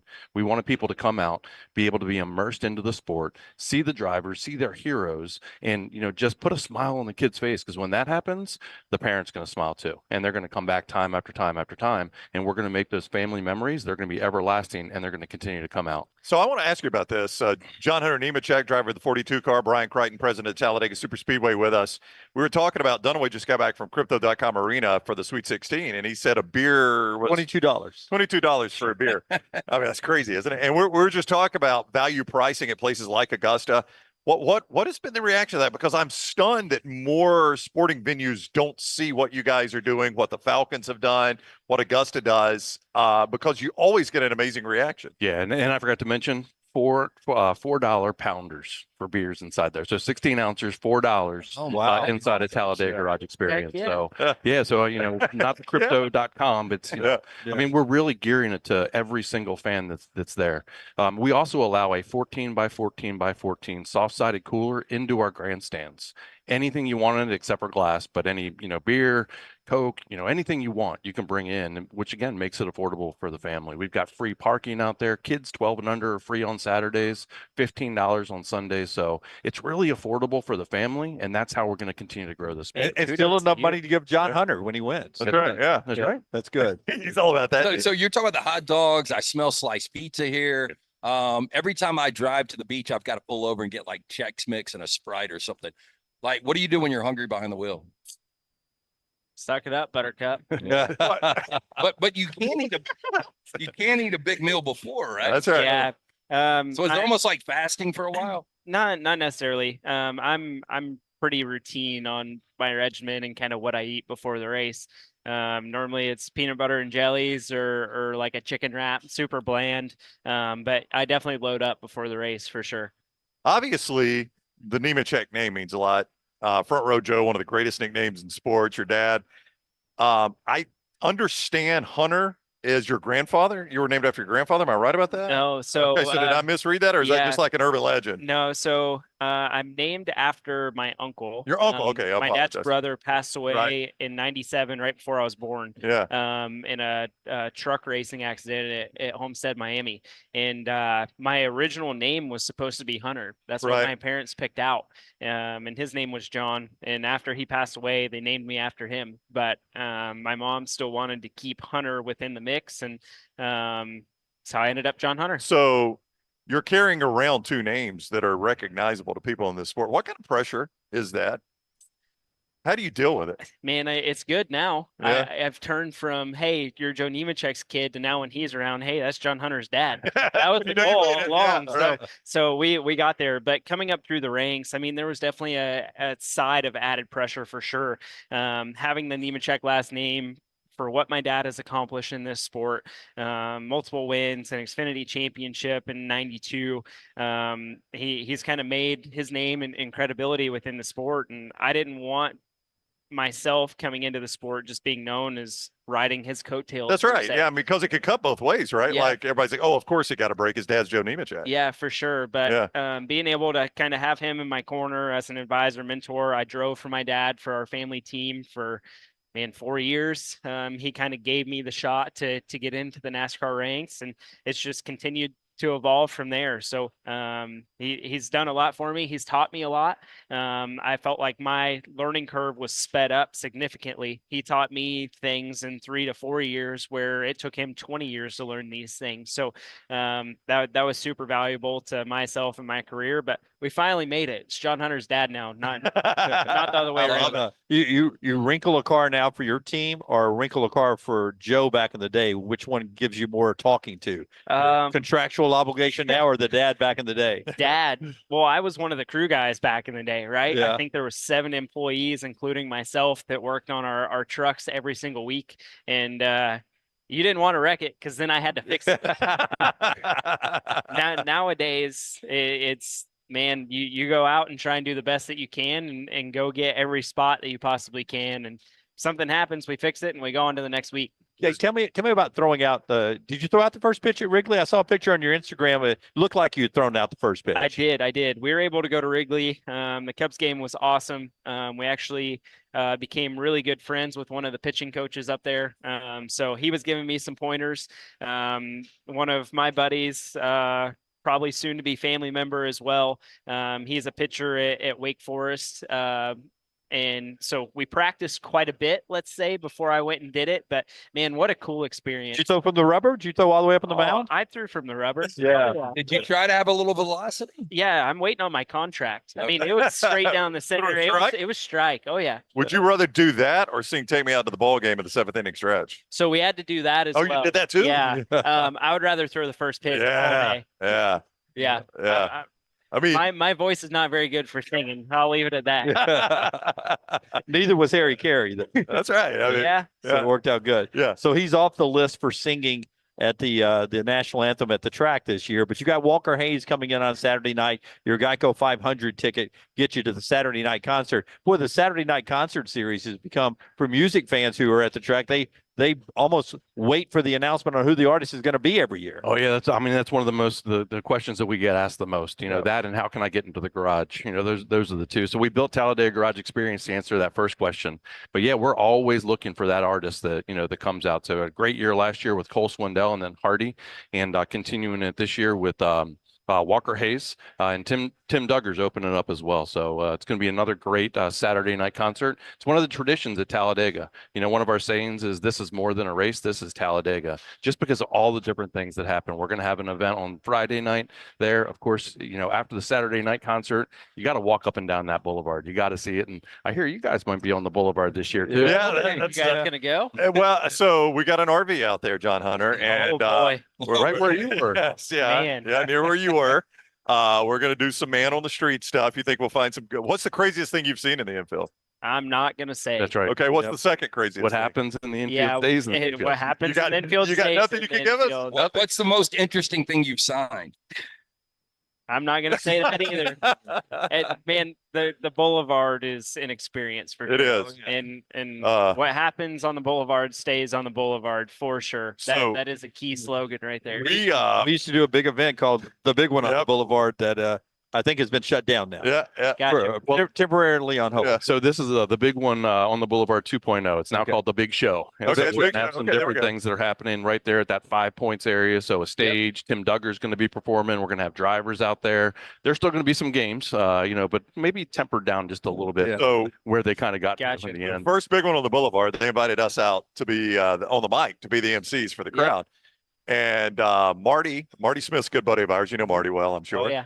And Marty was going to come over and join us, right? And Marty goes, "Hey, I brought some boys with me." And he had Clint Boyer, Kevin Harvick, and Michael Waltrip. Was it Michael? Well, Michael was there. Michael was I'm there. not sure if he was with that crew. We didn't touch the microphone the rest of the night. Never held They took the mics out of our hands. Just stood there and watched. Yeah. And afterwards, Marty's like, "Hey, I'm sorry about that." Well, Marty, that's fine, man. We had a blast. We're getting paid either way, man. We get our check. We don't. That's right. Yeah. That was when we had barbecue sauce wrestling. I was going to ask That's about right. that. That was that very first game that kind of started it all. Probably seen the photo. You may have seen it. The Copenhagen Warrior. That's what Marty called him.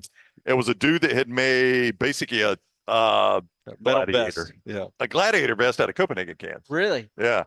And Well, there's we'll this. have to find a picture of that. There's Bryant's got it. There's this iconic photo of him diving into the barbecue pit. And he's just like in midair, and all you can see is the Copenhagen cans. That's awesome. And Marty's like, "Look at the Copenhagen Warrior diving in the barbecue sauce." That is awesome. Yeah. We got our characters out there, that's for sure. Absolutely. All right, 877-GO-TO-DEGA. Talladega Super Speedway for everything, right? That's right. Yeah, TalladegaSuperspeedway.com to me is the best thing. You can see everything that Talladega has to offer. We've got special military offers. We've got educator offers, first responder offers. As I mentioned earlier, kids 12 and under are free on Saturday. Discounted prices on Sunday as well. Discounted for Talladega Garage Experience too. So Talladega Superspeedway for all the information you need. And John Hunter, very active on social media. So for you younger fans out there, Follow him on all the platforms, and he'll keep you updated on all his racing information there. Good luck. Good luck, racing. man. Thank you. Appreciate it. See you when you come back, and thank you guys. We'll do Trash on the Table when we come back live to Slice. Once again, TalladagaSuperspeedway.com for your tickets. April 19th through the 21st, and free camping out there from primitive up to the high-end RV camping with our friends at Talladega. Back in a moment. Follow Scott Forrester on Twitter at Scott Forrester TV.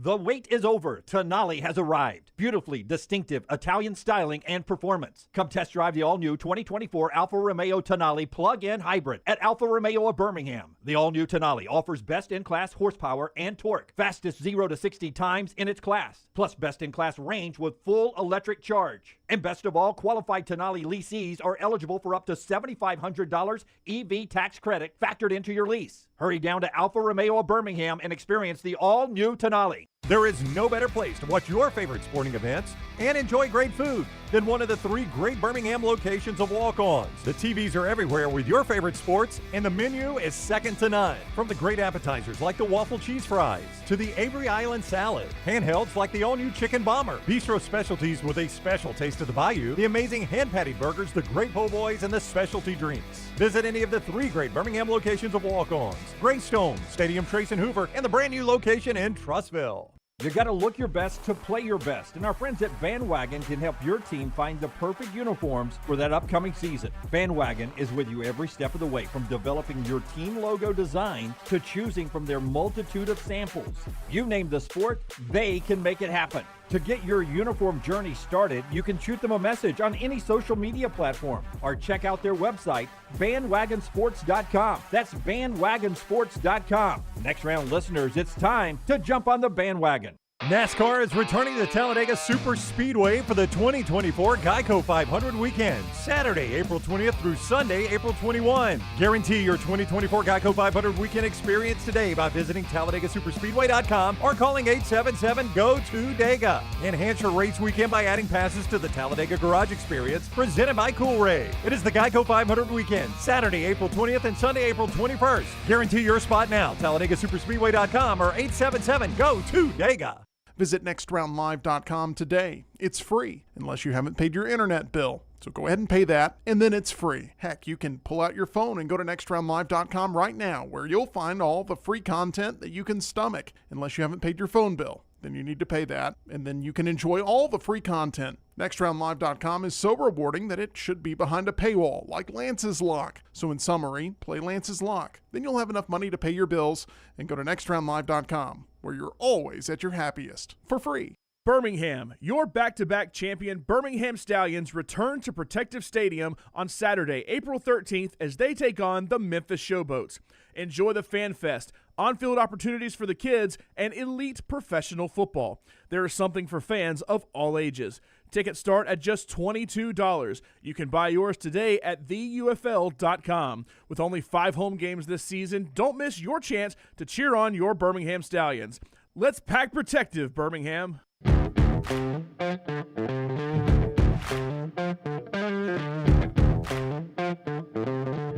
Looking forward to the Coca-Cola Racing weekend out at Talladega. We enjoy talking to them. Trash in just a second, but the Masters is underway.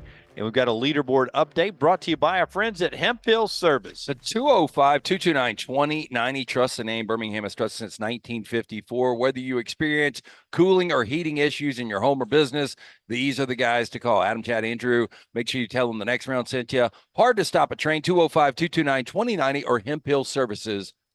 Done away. You can't birdie them all if you don't birdie the first 3. Who did I say that about a moment ago? Bryson DeChambeau. Well, now Ryan Fox has done the same exact thing. The Sly Fox. The Sly Fox out of New Zealand has birdied the first 3. DeChambeau cooled off a little bit. He parred 2 in a row, 4 and 5 after birdieing the first 3. So now Eric Van Rooyen has just joined them with a birdie at 9. 3 guys at 3 under, DeChambeau and Ryan Fox as well.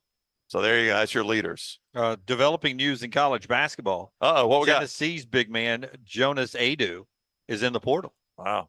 Interesting. Plays a little defense. Well, he is declared for the NBA draft too. Is talking about. So this is the old Bronny James move. Yeah, and I think cover all my bases. I think he probably ends up staying In the NBA Yeah, draft. Okay. yeah, I do. I was going to write saw- a country song. I used to wear Tennessee orange, and now I wear crimson. when we were talking a little NASCAR there, I saw that Quinn Ewers got a new NIL deal. Did you guys see this? I did not. What do you get? I forgot which. It's not Wheels Up, but it's another NetJets Yep. or one of those. Yep. That's what. Can you imagine being the Texas quarterback and having travel time available to you on a private jet? That's what Dart got. Yeah. Yeah, Jackson Dart got. I can't remember the name. It's a more regional company, I think. That is unbelievable. Austin to Cabo seems like a short trip. Short trip. Yeah, in the old PJ. Tulum. There's a lot of places you could go, but if you're in his friend circle, can you imagine if Manziel would have had NIL deals? If Manziel had a private jet. Yeah. I think Manziel had NIL deals. They were not legal at Just the to time. be the flight attendant on that. The story. Think you got to sign an NDA immediately? My gosh. Yeah. And wash your hands constantly. All right, so there's the leaderboard update. It's time for Trash Today, brought to you by our friends at Mortgage Right. Rockstar, hit the amazingly large button. I'm here with the winner, Derek Lewis. Derek, why'd you take your pants off? My balls was hot. I understand. LT's Trash is presented by Mortgage Right. Mortgages done the right way. Buying a home, major milestone of life. Getting it right comes to the right advice at the right time. That's why we're proud to partner with our friends at Mortgage Right, who do mortgages the right way. Call them today, 815-9200. That's 205-815-9200. Apply online, mortgageright.com/TNR, NMLS 2239, Equal Housing Lender. We start first in Orange County, Florida. A man is suing Walt Disney Parks after a ferry crash left him last year in a trash can.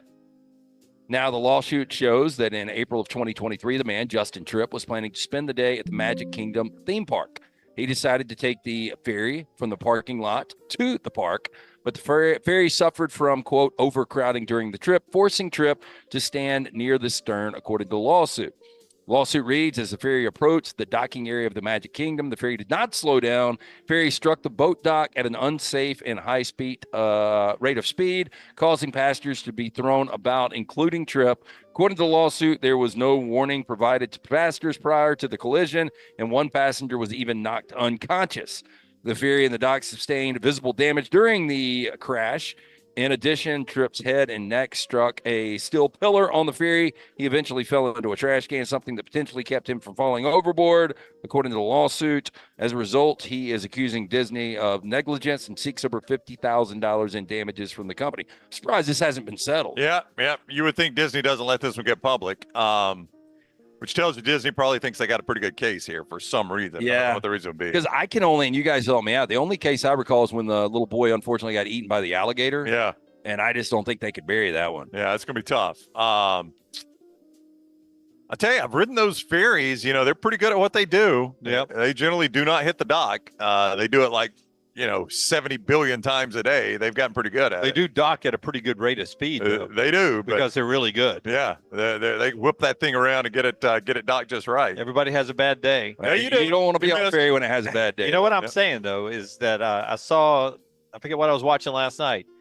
I won't say which airline, but they're running commercials because of the pilot shortage. Yeah. And they're running commercials about make this much money, great, good salaries. Come, you start off, in training, learning the books and aerodynamics, and then you train on this plane, and eventually you're flying this plane. It's boy, I hope they go through the minors. I hope they don't call them out too quick. You know what I'm saying? But that's what I'm saying. We got a pilot shortage, and every time I got on the plane, and I will tell you, we did travel, Total Travel Sports.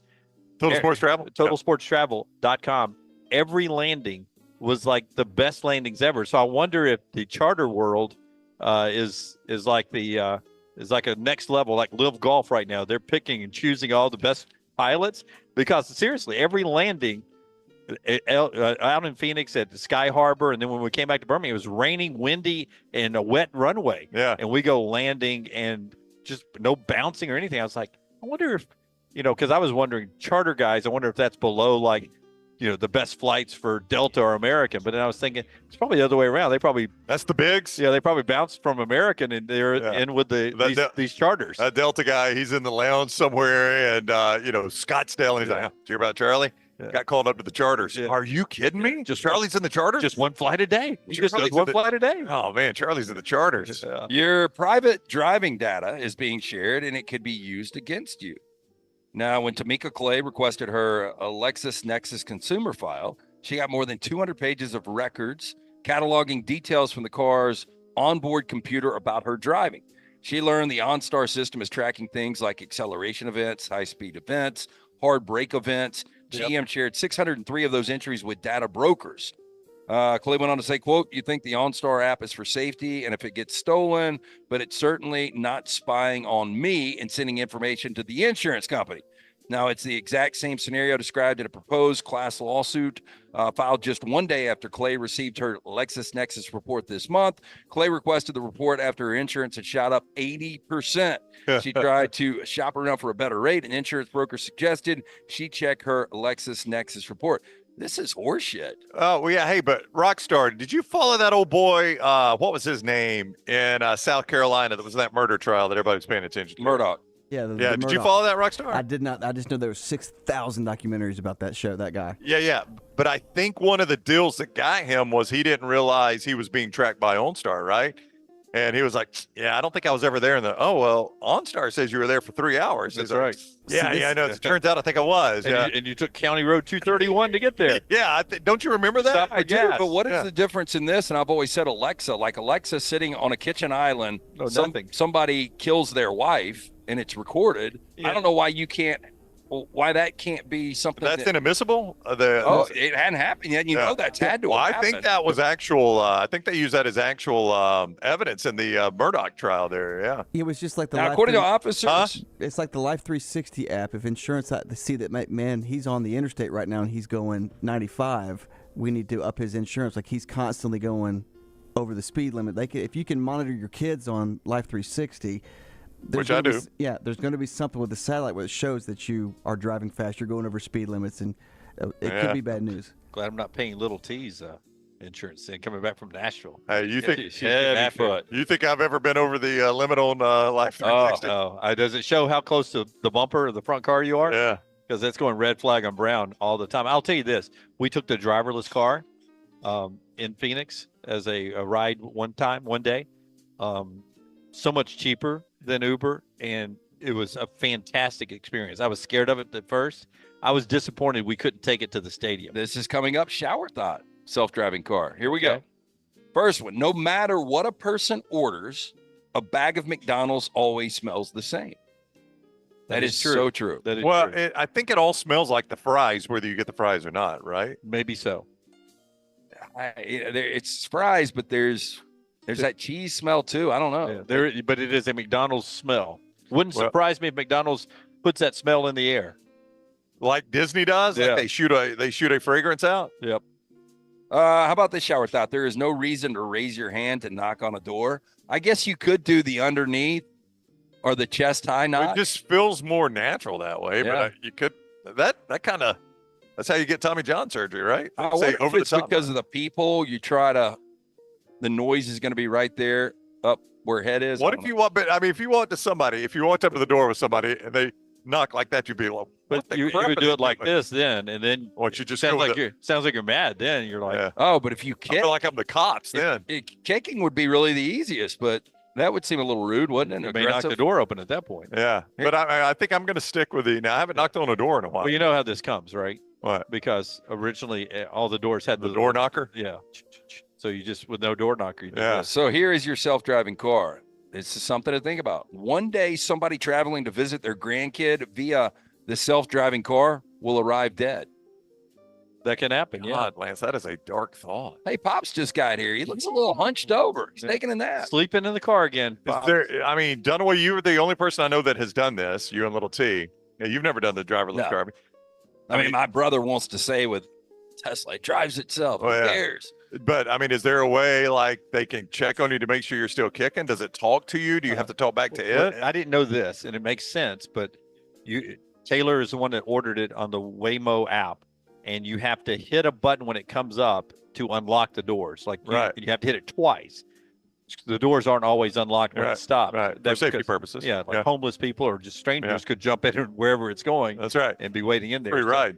And it's got you can see this on a story at Next Round Live on Twitter, but it's got a ribbon board circle at the top, and it says for TK because she ordered it, her initials, and it pulls up to the spot, when it was coming down the road, it was so weird because we'd seen them all week and we're waiting for ours. And she was looking one way. We're on this long stretch and I'm looking this way and I see it coming. I'm like, oh, here it comes. And it makes the turn and it comes better than human drivers.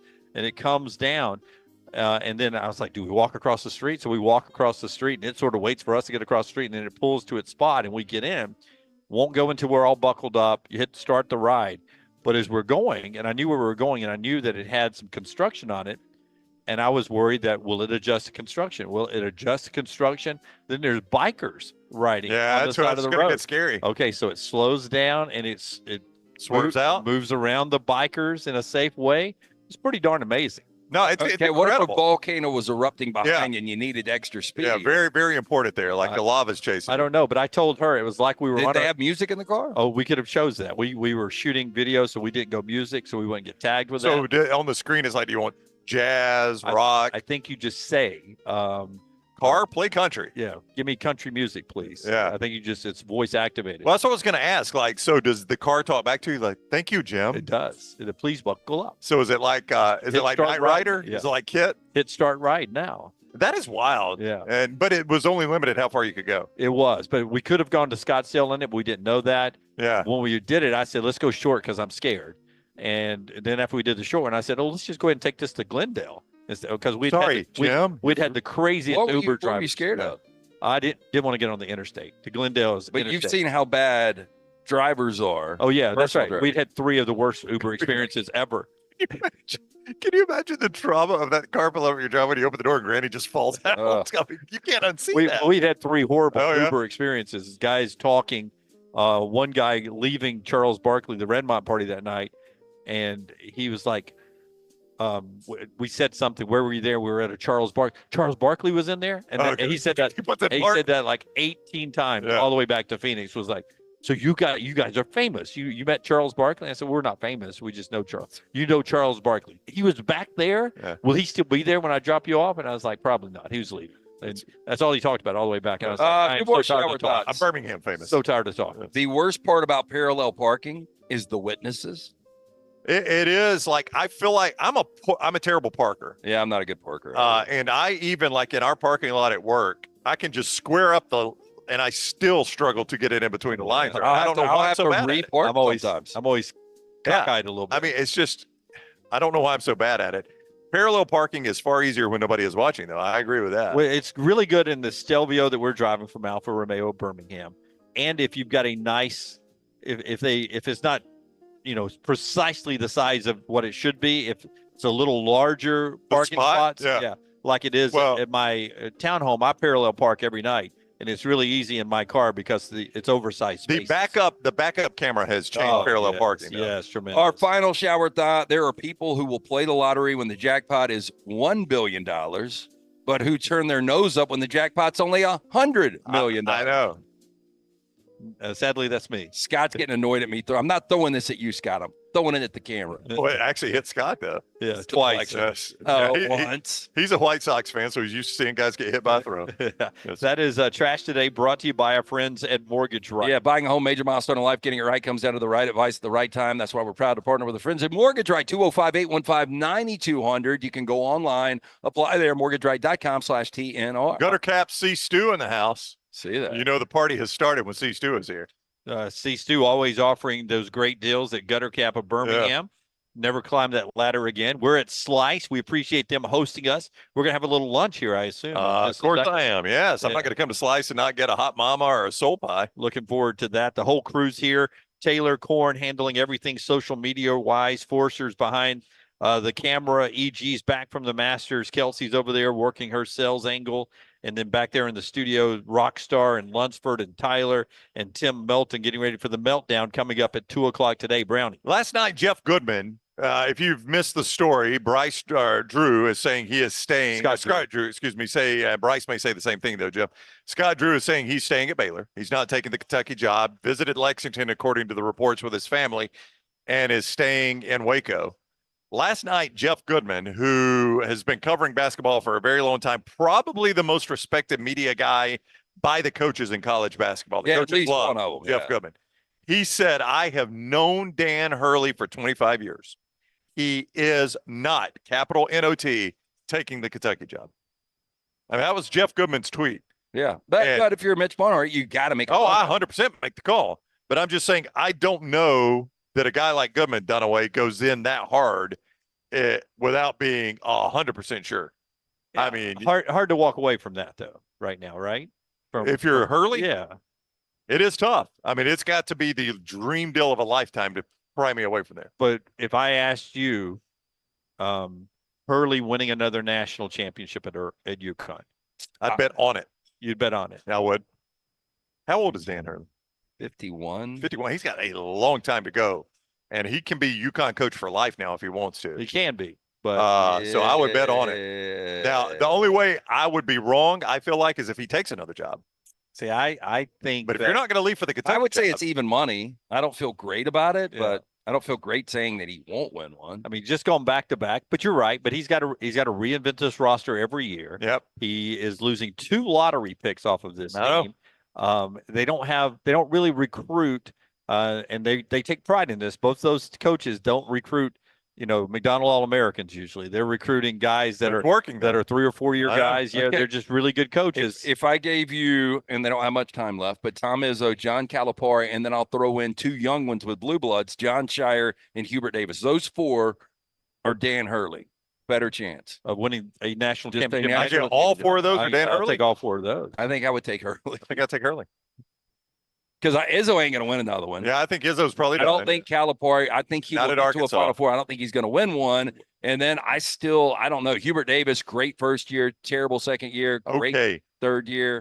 Sweet 16's okay for it. They were the one seed. Get out coached. Yeah. But they're going to be your preseason number 1 next year. I would tell you this. I would say that the NIL is going to start impacting some of these non-football playing powers like UConn. And a 2-time national champion and moving to Kentucky would not have been a bad move for Hurley. But again, if he doesn't take the Kentucky job, what would he leave UConn for? Now, maybe 5 years down the road, he's like, boy, I undervalued how important NIL was going to be here. Right. And Bill Self retires, he takes the Kansas job or something like that. That could happen. Izzo, by the way, Brownie, yesterday is pulling a Dabo. He doesn't like where the sport's headed. Not really a big fan of NIL. That's the stuff you say before you retire. That's the stuff you say before you retire. Much like Nick Saban, started to say never was against the NIL, just how it was being. We need guardrails. Right. Yeah. So interesting. Really quickly, the headlines, Brownie, before we hear the music playing in the background. You mentioned Scott Drew. Calipari introduced yesterday, but another major story that'll be on every major website today, OJ Simpson passing away at the age of 76. Give me a thought on that quickly. Very complicated guy, one of the greatest athletes we've ever seen, but you remember him for something he was found not guilty of. Everybody's got their opinion on it. Right. And I'm acquitted is not guilty, but yes. I'm a third chance kind of guy, but man, I don't know how to feel about this. I mean, you hate for somebody to lose their life, but at the same time, boy, how many lives he affected? Yeah. How many lives he ruined? He's a complicated individual. Yeah. Danny Cannell just tweeted OJ coverage over the Masters ? No. Hey, so what is USC? Like, I follow USC athletics. What do they do about OJ? Yeah. How do you celebrate him? I don't know if you go moment of silence at a football game. I mean, well, put OJ on the jersey. What do you do today? Because he did a lot for that program. He did. We'll talk more about it tomorrow as we see more reaction and get you ready for Alabama's A-Day game. We're back with you at 9 a.m. Central tomorrow. Until next time, God bless you and God bless America.